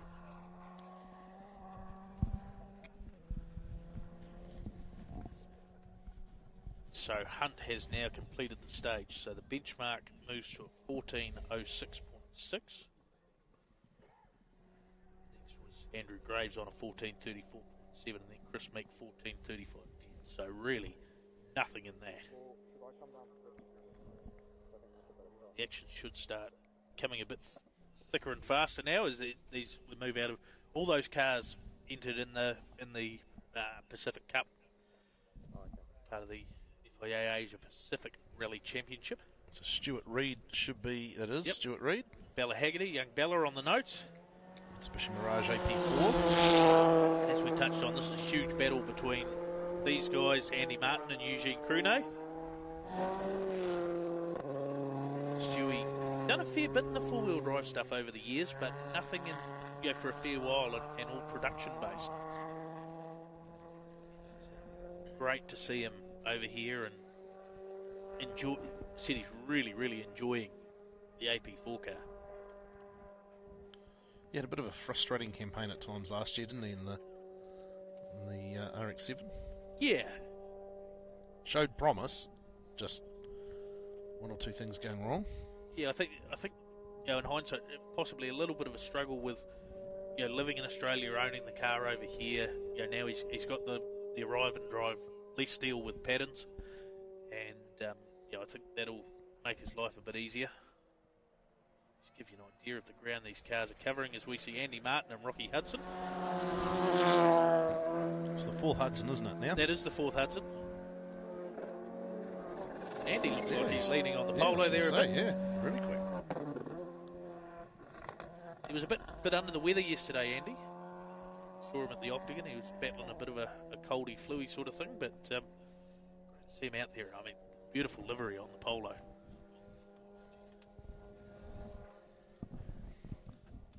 It's down to the 1 minute intervals now. So next up should be Eugene Crunet, Philippe Delroux, our New Caledonian visitors. Fantastic to have these guys back again. They really do enjoy their time in New Zealand. Fantastic to have them here. One of a few international competitors in the Brian Green Property Group New Zealand Rally Championship. Obviously we've got Brandon Semenuk for this round. Stewie Reid over from Aussie. We've got Julian Lingley from Vanuatu. Must actually clarify with him the pronunciation on his surname. But this Eugene Crunet, Philippe Delroux, looking good. So that battle, I think, is going to continue right throughout the rally. That three battle, the two Mirages and Andy Martin's polo. I'm going Longley, by the way. Longley? That's my call. So Robbie Stokes through the stage 15.9 seconds faster than Ben Hunt. Wow. That's a statement. That is a statement, Half right. a second decay. So we said that Ben might have been starting to minimise that damage. Maybe not after that. Is that maybe more Stokes on a charge? Yeah, well, obviously he's pulled some time out of Hawkswood early in the stage, and we'll just get back to those split times. So Carter String should be next through, Mitsubishi Evo 10 Lancer. He's the next of our Rally Challenge competitors, and that is him.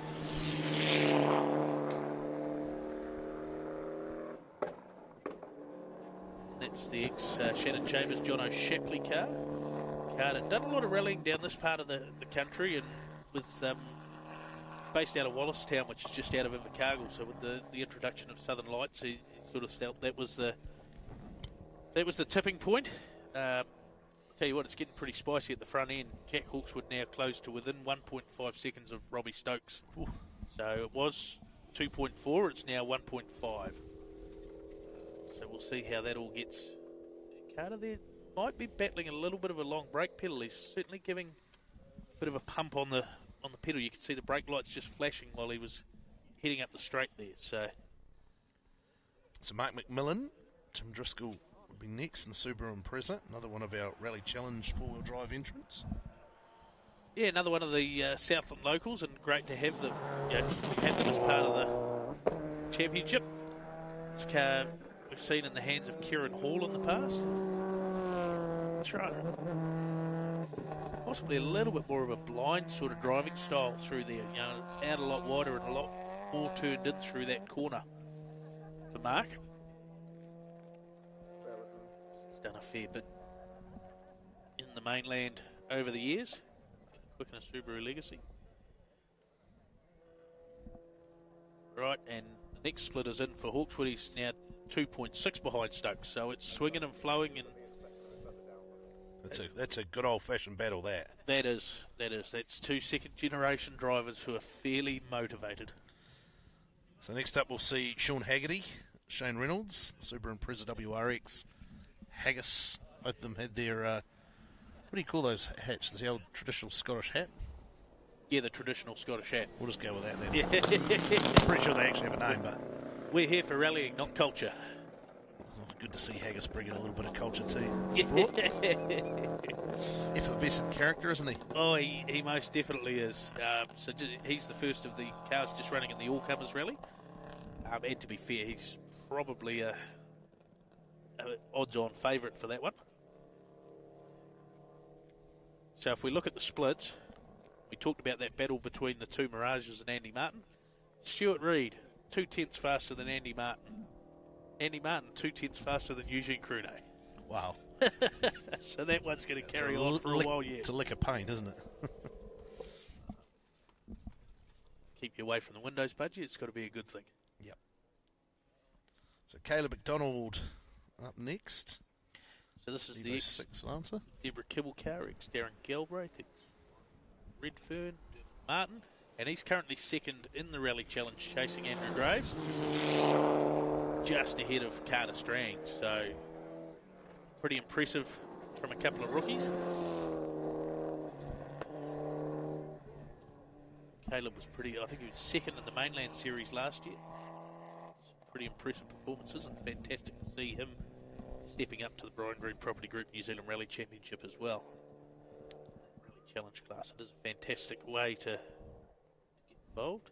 So in a moment we'll see the first of our NZRC two-wheel drive competitors, Dylan Thompson, Baden Thompson, defending champs in that, their Ford Fiesta Rally 4 car. Before we get there, Jack Hawkswood now 0.8 of a second up on Robbie Stokes at the final spot. Oh, there we go. So it's all of young and young, really. Absolutely. So hearing through that the issues that Bryn Jones had in the Rally 4 car might have been self-inflicted. Oh, really? Sounds like he had an off in stage one. Oh, Pretty sure Simon Bell's had a word to him. It's Dylan Thompson. Oh, it's carrying some serious speed up the hill. No, not a hint of a lift.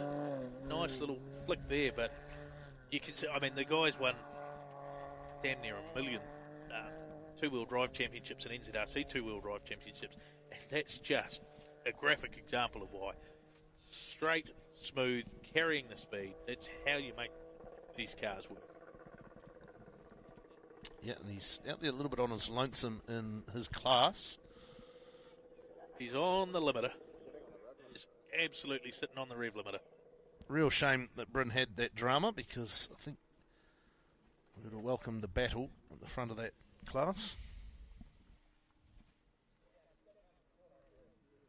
So Brent Taylor would be next. Toyota RC86, there he is. Yep, 3-litre 6-cylinder. Brent joining us for a partial program this year. He's also on his way to drive a Mark 1 Escort halfway across the world in the Peking to Paris rally. So that'll be quite the adventure for him and Chris Ramsey. But for this weekend, they've chosen to be in Dunedin. The old 86 out. We missed him last year. Hasn't actually driven in anger since the Silver Fern rally in 2022. So doesn't look like he's lost a lot there, though. Two-wheel drive cars will be loving the fast flowing nature of these roads.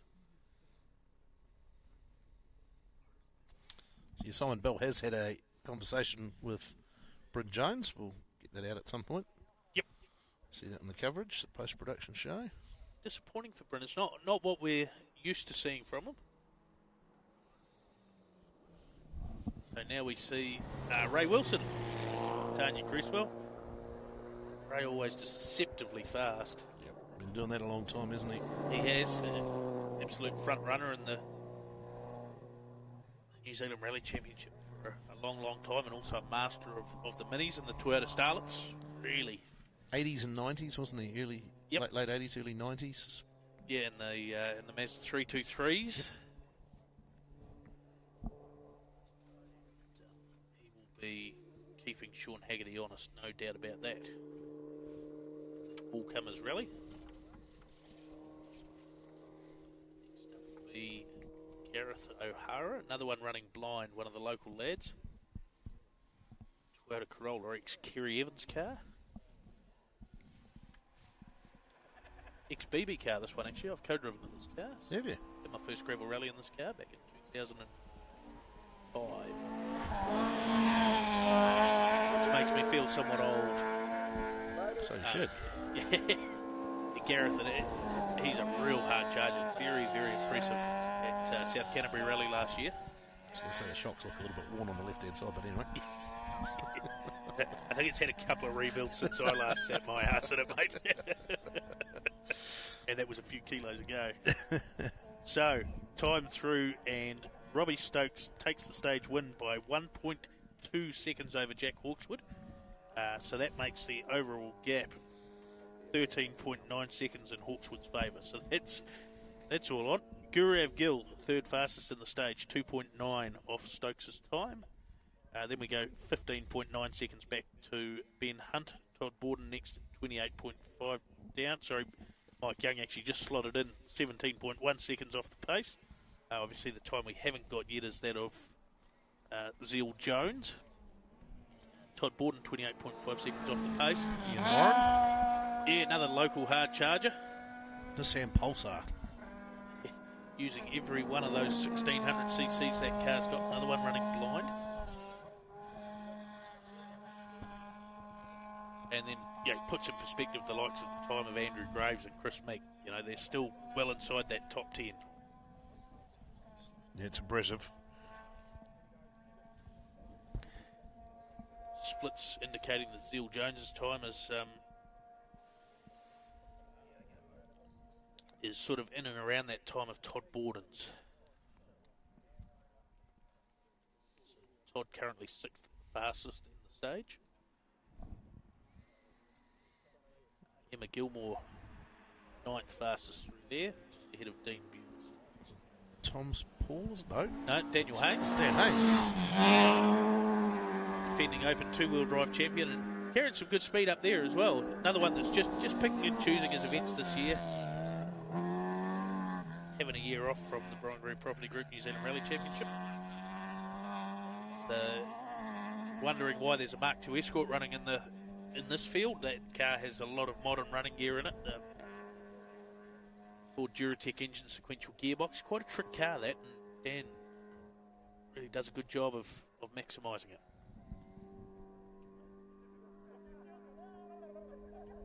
So we should be seeing Dave Strong in that Honda Jazz very shortly. Yeah, and he's been right on Brent Taylor's pace so far this morning. So just starting to get a couple of drops on the windscreen of the Volt van here, the Volt Live van. Here is Dave Strong. In the world's most Frankenstein rally car. The rear-wheel drive, mid-engined, 3.5 litre supercharged V6 Honda Jazz. It's a little different to the one that Granny takes to the shops. Be the fastest car in a straight line in the field? Certainly with no Marcus Van Click here, it'd be right up there. Dave with Rob Scott, ever experienced Rob Scott on the notes this weekend. Speaking of experience, boy, between Dave Strong and the man we're about to see, Brian Green, there's enough rally for about 10 lifetimes in there. Yeah, I think we might see Thomas Paul slot in there. Okay. But yes, between Dave and Greenie, there's a couple of stories to be told. So this is Thomas Paul. It's a Central Otago local, I think. Little Honda Civic. Just a hint of moisture, isn't it? It's not a lot. Yeah. See it there on the screen now, on the camera. More than we were promised. Enough, I'm quite comfortable. I don't think this is what I signed up for, Budgie. Well, luckily we're in the executive studio. Yes. It's quite the setup. What time's lunch being served, actually, out of interest? Someone on the kitchen? I think I just heard the crayfish go in the pot. Oh. Not quite. Mimosas for lunch, is it? Yeah. So, it should be Brian Green in the EVA 9 Lancer again this year. He really found his feet with that car 2023, didn't he? Absolutely. Brianna Little sitting alongside him. There is Greenie. Must say a big thank you to Brian Green. Brian Green Property Group, of course, sponsoring the New Zealand Rally Championship since 2011. There you go. Unwavering support. He's looking very sharp at the octagon in his Yeah. his new hat and shirt. You got his arm twisted for a 15th season, you reckon, next year? We'll certainly be having the conversation. To be fair, he doesn't need a whole lot of convincing, does he? No, Terrific supporter of the sport. Massively enthusiastic in his support of the sport, and literally couldn't do it without the likes of Brian Green Property Group, MRF Tyres, Cream Insurance, Omega Rental Cars. You're getting good at this. Oh, I'm just worried I'm going to fire half of last year's sponsors in there. So we should see Julian Longley. That's what I'm going with. Ben Human, Subaru and Preza. Here they are. Yes, it's fantastic to have them as part of the Rally Challenge as well. Saw Julian for a few events last year and sort of said to him, hey, you're doing most of it, why don't you come and Join the championship. Come and join the championship. And new for 2024 actually is there is an international class for all these guys to chase a trophy at the end of the year. Yeah, it's really neat to see drivers from overseas doing their rallying in New Zealand. Yeah, and a lot of them, you look at Eugene, Julian, Nelson Law, who we'll see shortly. Not just doing the odd event. They've got cars here. They're committed to rallying in New Zealand. Dave Ollis, daughter Gemma Thomas, and the. Speaking of committed to rallying, they've been doing it a fair while, and he's had a fairly long off-season in the shed rebuilding this car after the Ashley Forest Rally Sprint. So it's a little bit tentative from Dave, but understandable as he works his way back in. It's a brand new body shell for that car, as I understand it. Real stalwart of rallying in the South Island, and it's been great to have him up in the North Island a couple of times too. So. Absolutely, yep. Nelson Law due up next. Mazda 2 AP4. Now, which one of these Mazda 2 AP4s is that? So this is the car that became the Jack Hawkswood car after his Whangarei fairly sizable tumble, and then was run by Glenn Inkster. Yep. Is it still in the grey livery? No, it's actually got quite a cool livery on it, so we'll wait to see that. We saw Pierre-Henri Brunet, another of our Vanuatu drivers last year in this car. And now we see Nelson. Tamafera rally team. Antonio Coricalo sitting alongside. He had his brother Victor in the seat last year, so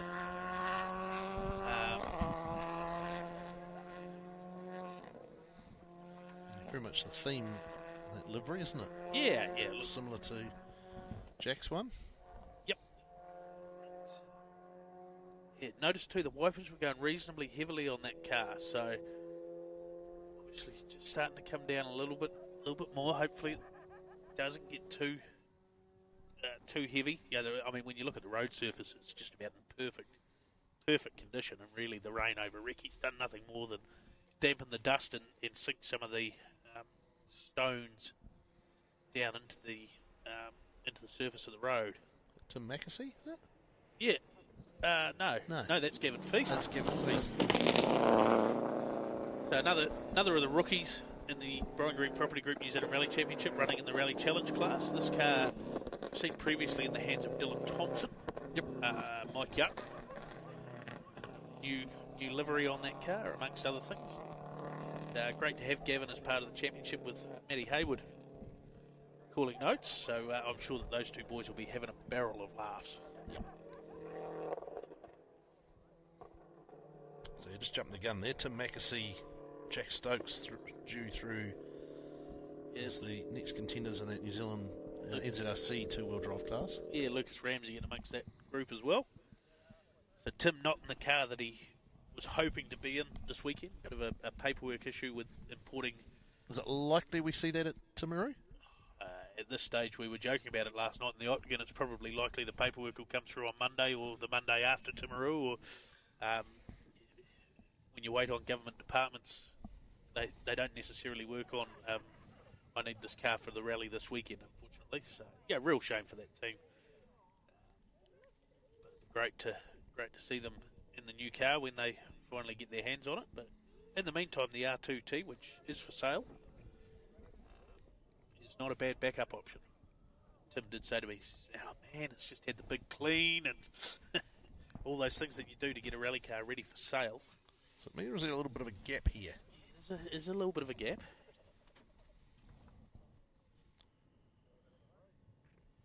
Or is it getting cooler? Yeah, it definitely is feeling a little bit chilly. Watch actually says it's 8 degrees now, but I feel like the breeze has picked up.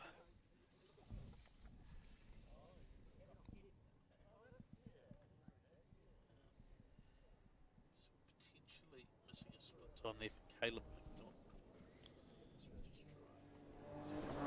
So that's Tim Mackesy there. Quite been on the pace we'd expect to see of him this morning. Obviously. Another one, these two-wheel drive guys too, getting used to the new tyre. It's not just the four-wheel drive cars that are on them. The Category 1, 2, 3 and 4 cars, so the four-wheel drives, NZRC two-wheel drive open, two-wheel drive and the historic cars, all on the MRF control tyre. And to be fair, quite a few of the Cat 5 competitors, the Rally Challenge guys, have chosen to take up the opportunity to run that rubber as well. Should be Jack Stokes next. Lucas Ramsey, I think. Lucas Ramsey, talented young driver.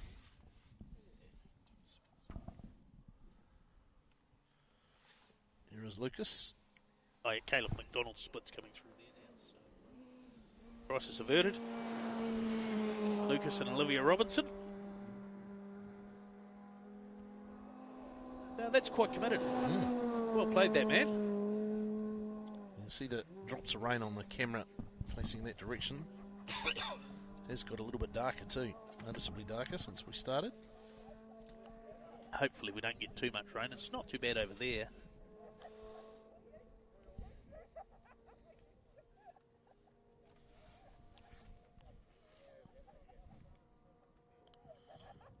Getting a report that Brian Green off the road in the stage, 7.5 k's in. Oh, that's a real shame for Greenie. Yep. Just after we were talking up his stocks. Hopefully nothing too major, but certainly something that does happen rallying. Here is Jack Stokes. Yes. Stokes Motorsport. And it's fair to say, like father, like son, like brother. The talent tree has not missed Jack. Look at that. He's got Sarah Faulkner co-driving for him. His debut round in the Brian Green Property Group New Zealand Rally Championship. What's the age gap between them, you know? Oh, a few years.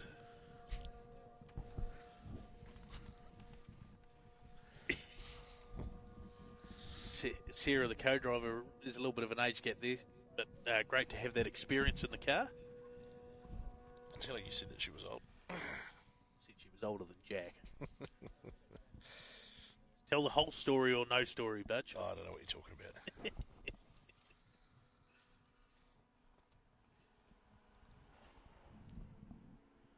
I'd also say Jared Hudson's an experienced co-driver. Not saying he's old.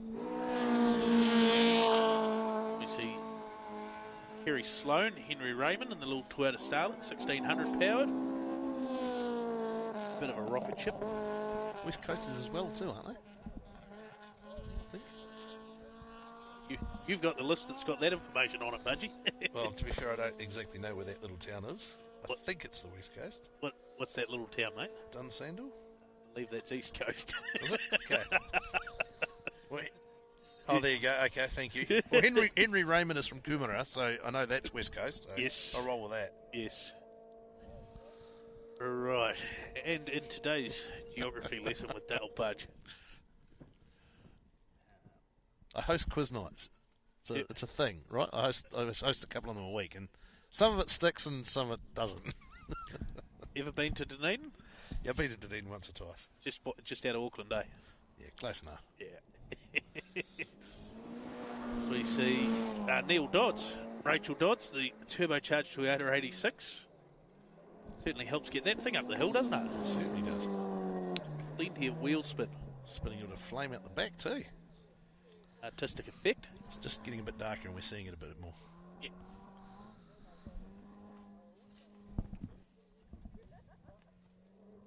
Next up should be Neville Kidd, Honda powered Mark II Escort. Just love to rev this thing. Do like revs. Richmond, that's up Nelson ways. Well done. Well done, Professor Budge. I've tried to... redeem yourself? Yeah. Geography's one of my more strongest suits. I don't have a whole lot to offer, but... If it's your strong suit. Yeah, got a little bit of work to do. Lights ablaze on the car too.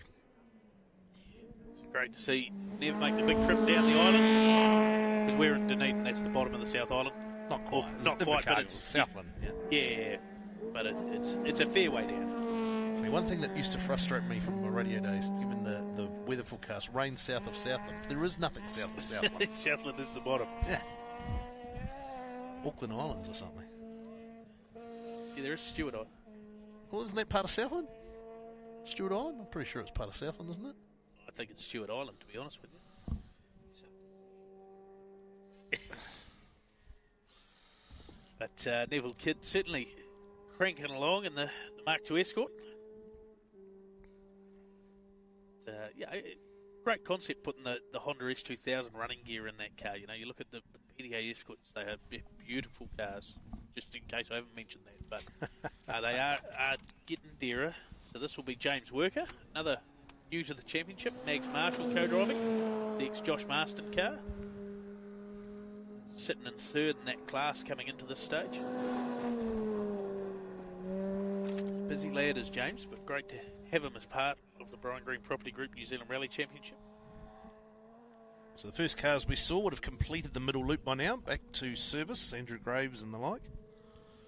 Jeez, I'll get another couple of tabs open on the laptop, eh?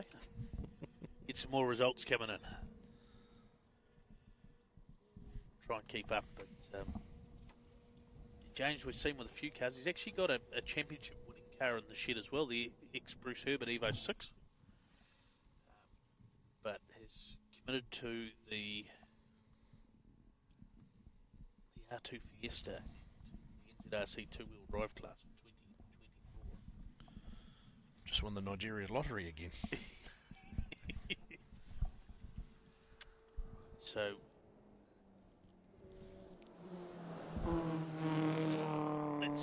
that's Harry Silcock. Another second generation driver. Yes, too many tabs open now. Get back to me. Yeah, so Harry Silcock. And he's had some pretty impressive results for a young fella, just 18 or 19, chasing down Dad. Started in the cross carts, didn't he? Yes, yeah, cross carts, yeah. Had a fair few runs in the cross carts. Mm. Yeah, did the New Zealand Hill Climb Championships, was also quite quick in the New Zealand Grass Kart Championships. I think him and his brother were both on the podium in their class there, so...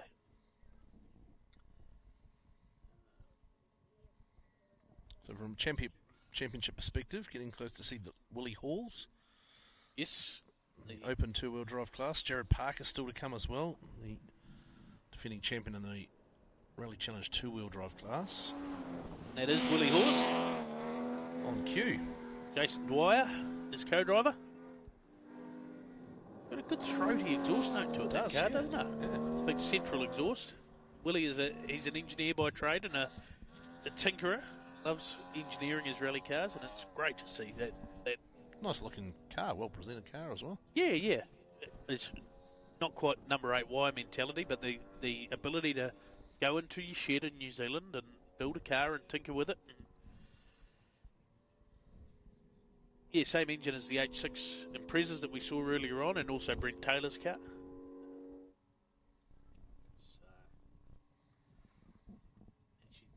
The next guy we're going to see, he delighted a lot of fans last year.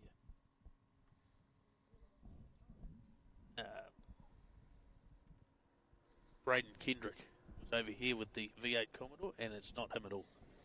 That is Peter Langdon, who has swapped with Willie Hawes. So that's why we got that one wrong. V8 Corolla, of all things. Wow, okay. So we see a lot of Corollas as rally cars, but not many V8 ones. So more news from further along. Nelson Law off the road nearly 15 k's into the stage. It's a shame. It's disappointing. It's a shame for him. Crew all okay? That's what we like to hear.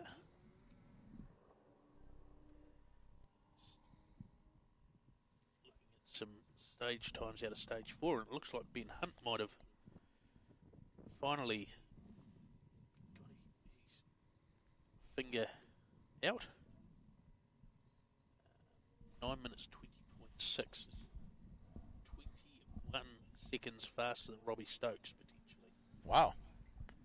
There is a restricted speed zone in there, so we're not doubting the Chris Sport team, but sometimes. So that's Braden Kendrick, who was in the Commodore last year, now in the Little Altezza.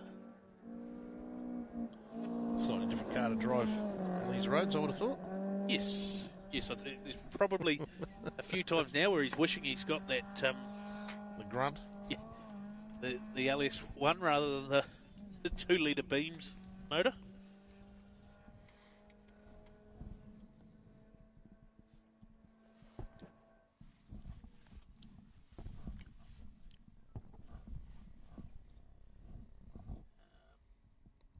Dean Buer slightly faster than Ari Pettigrew in that stage 2.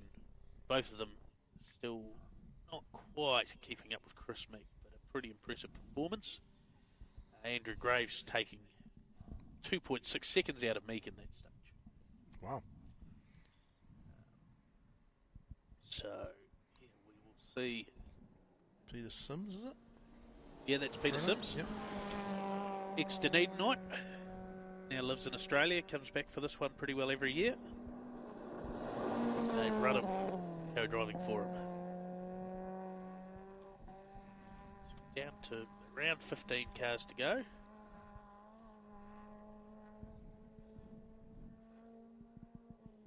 one will be Harry Worker. We've seen brother James come through.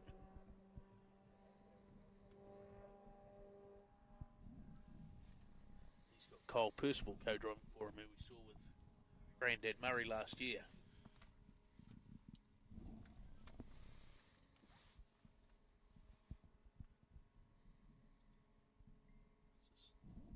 Sort of becomes a little bit of the Toyota Fest as we get down towards the back end of the field. A couple of Suzuki's thrown in there and a couple of Fords for good measure.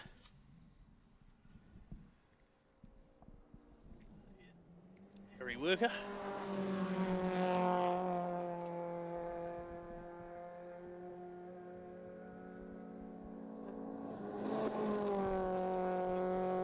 Running it blind there. No notes. These guys, although they're not fighting right at the top of the field, big battles, amongst all these Class B cars, which are up to 1700 cc's. And they're still battling as fierce as anyone else. Robbie Stokes' time now corrected, 1.8 seconds off Ben Hunt. So Hunt still has lifted the game. Yep. He's pulled the trigger. Emma Gilmore's still bleeding a bit of time there, unfortunately, almost a minute off Hunt's pace. So again, with the caveat of the restricted speed zone. So Hawk's going to be the interesting one. Yeah, as we see Jared Parker. Yeah. An all Corolla, so our defending Rally Challenge 2-wheel drive champion. Got Kyle Shears co-driving for him, so he's jumped up the start order a couple of times, a couple of spots. See if we can figure out what's going on here. They like to keep us on our toes on the live stream. No Brendan Wadsworth so far, no Alan Garrick. No gap either. So. Yeah. Gurav Gill's time in, he's 8.8 seconds off Hunt. Emma Gilmore's time now corrected, so 28.4 seconds. So I know our Chris Sport team are working as hard as they can, as quick as they can. Just basically, there's a restricted speed zone in this stage. So what it is it might be there's a farmer with a particularly a flock of something. Basically, for whatever reason, a spot as we see. That's Alan Garrick. For whatever reason, a section of the road where the competitors can't rally through, but rather than splitting the stage in two, they get a warning on their rally safe system, and it comes up, and they have to be down to a certain speed They travel through that time, and then they get an opportunity to get back up to speed before the clock starts again. So that's how that one works, if you're wondering what a restricted speed zone is. And obviously, that time is timed and able to be taken away from the physical time it's taken them to complete the stage to get the stage time. Sounds like the poor folk at Crisport need a degree in calculus to figure it out, though. So basically, if you take away 3 shoelaces, and now with Gurav Gill's time corrected, he is 11.8 seconds faster than Hunt, and that actually moves him ahead of Stokes by 5.1 seconds. As we see, Chris Hogan, the little Suzuki Agnes the Ignis. Car that was run in the New Zealand Rally Championship some 20 years ago. Hands of Jason West. Charmaine Helm.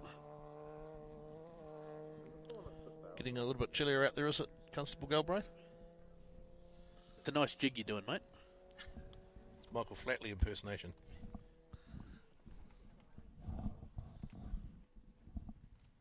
As we get towards the last 9 or 10 cars.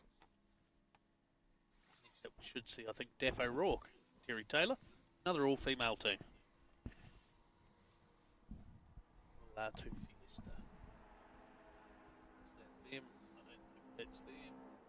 No, is that Brendan Watts? No, that's an escort. That'll be Mark Jackson. Corin Cutler.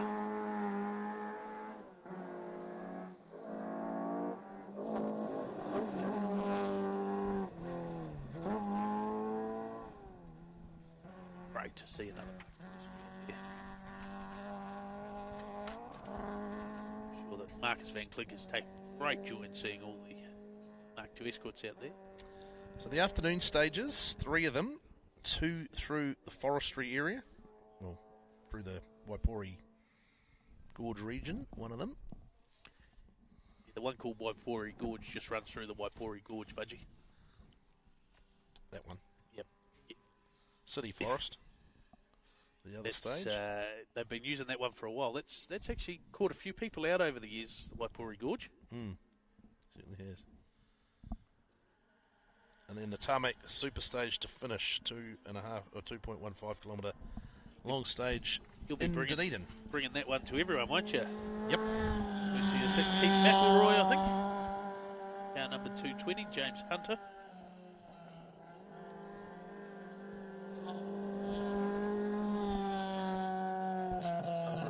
Another of the Magnum cars, and they have got a busy schedule this weekend, that team. So it's great to be able to give these competitors, guys like Keith, the opportunity to come along to lease a car for one event and really enjoy it.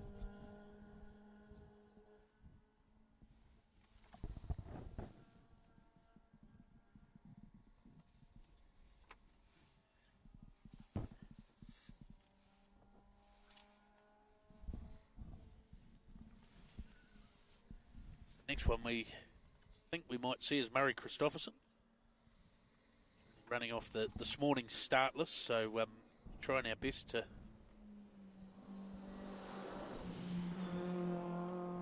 that looks like Murray, Alex Gidney, battle of it. Normally you can sort of work off what the car is coming towards you as well, but it's like Toyota. Look at the next 3 we got. Vitz, Yaris, Echo. They're all the same thing. It's just 3 different domestic market model names. So next up should be Mike Matheson. Then we'll see Pat Norris and then Jack Elliott. These are all the little 1300 Vitzes, Yaris's and Echoes.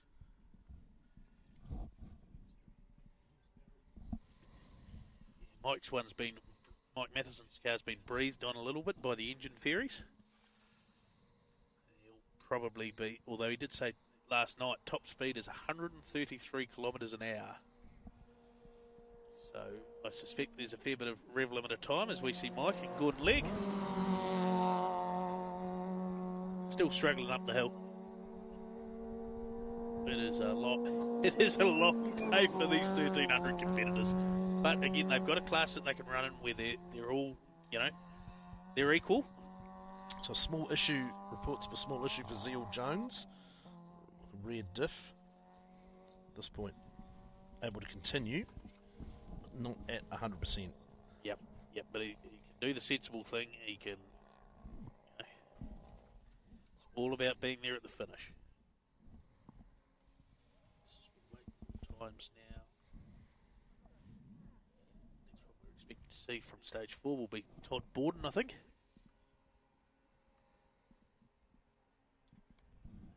So, who are we picking? Should be Pat Norris, who's a rookie. Been around rallying for a long time, but a rookie driver in the Brian Green Property Group New Zealand Rally Championship, running in the Rally Challenge 2-wheel drive class. Stir in the pot to get up the hill, making that little 1300 scream.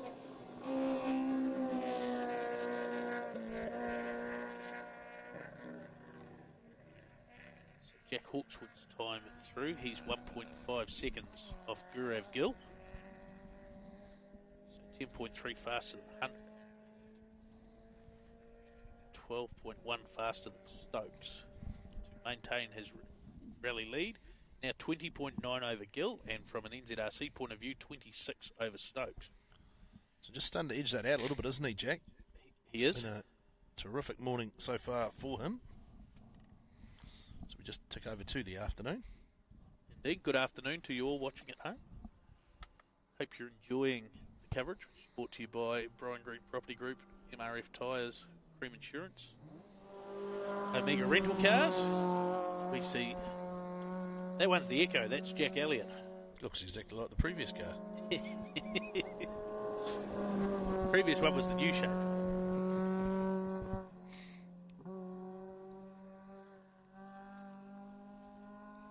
You just stick to geography, mate. Yeah, I'll stick to geography. So where's Jack from? Where's he claiming he's from at the moment? I've lost track. Whitford, I think. No, Jack Elliott. Glenavi.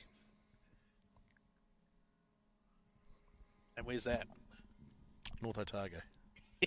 Oh, no, I'm making it up. I have no idea.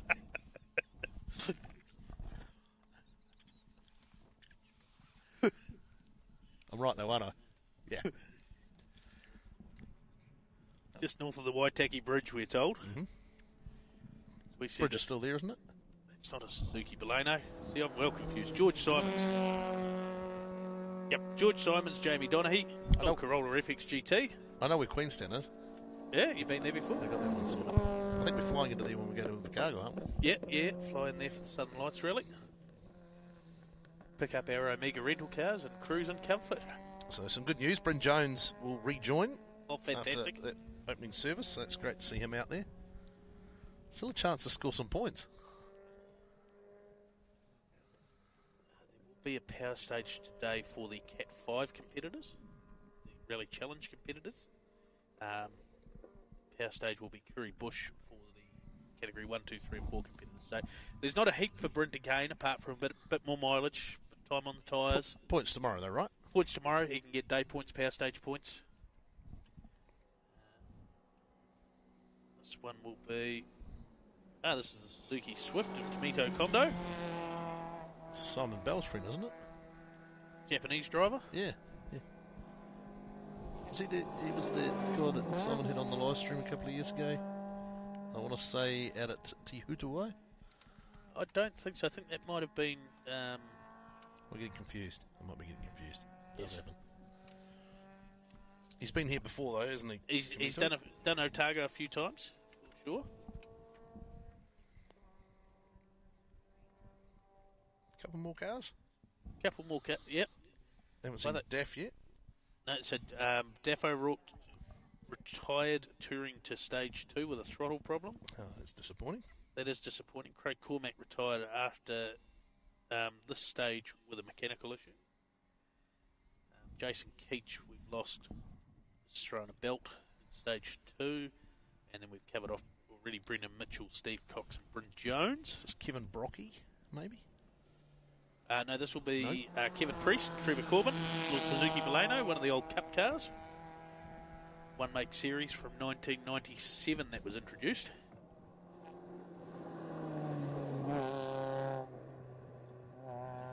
Galbraith was just a middle-aged man.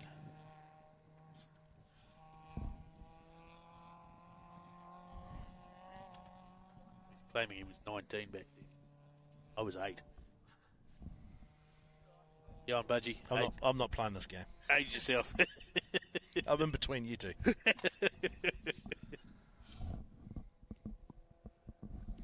Right, maybe one more car. I don't think we've seen Kevin Brocky yet. No, we haven't seen Kevin Brocky. That's another Vitz.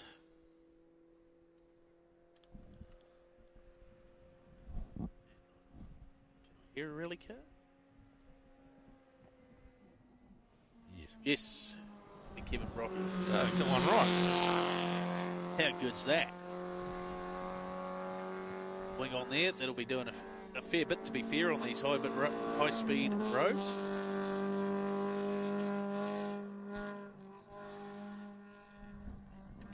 Suspect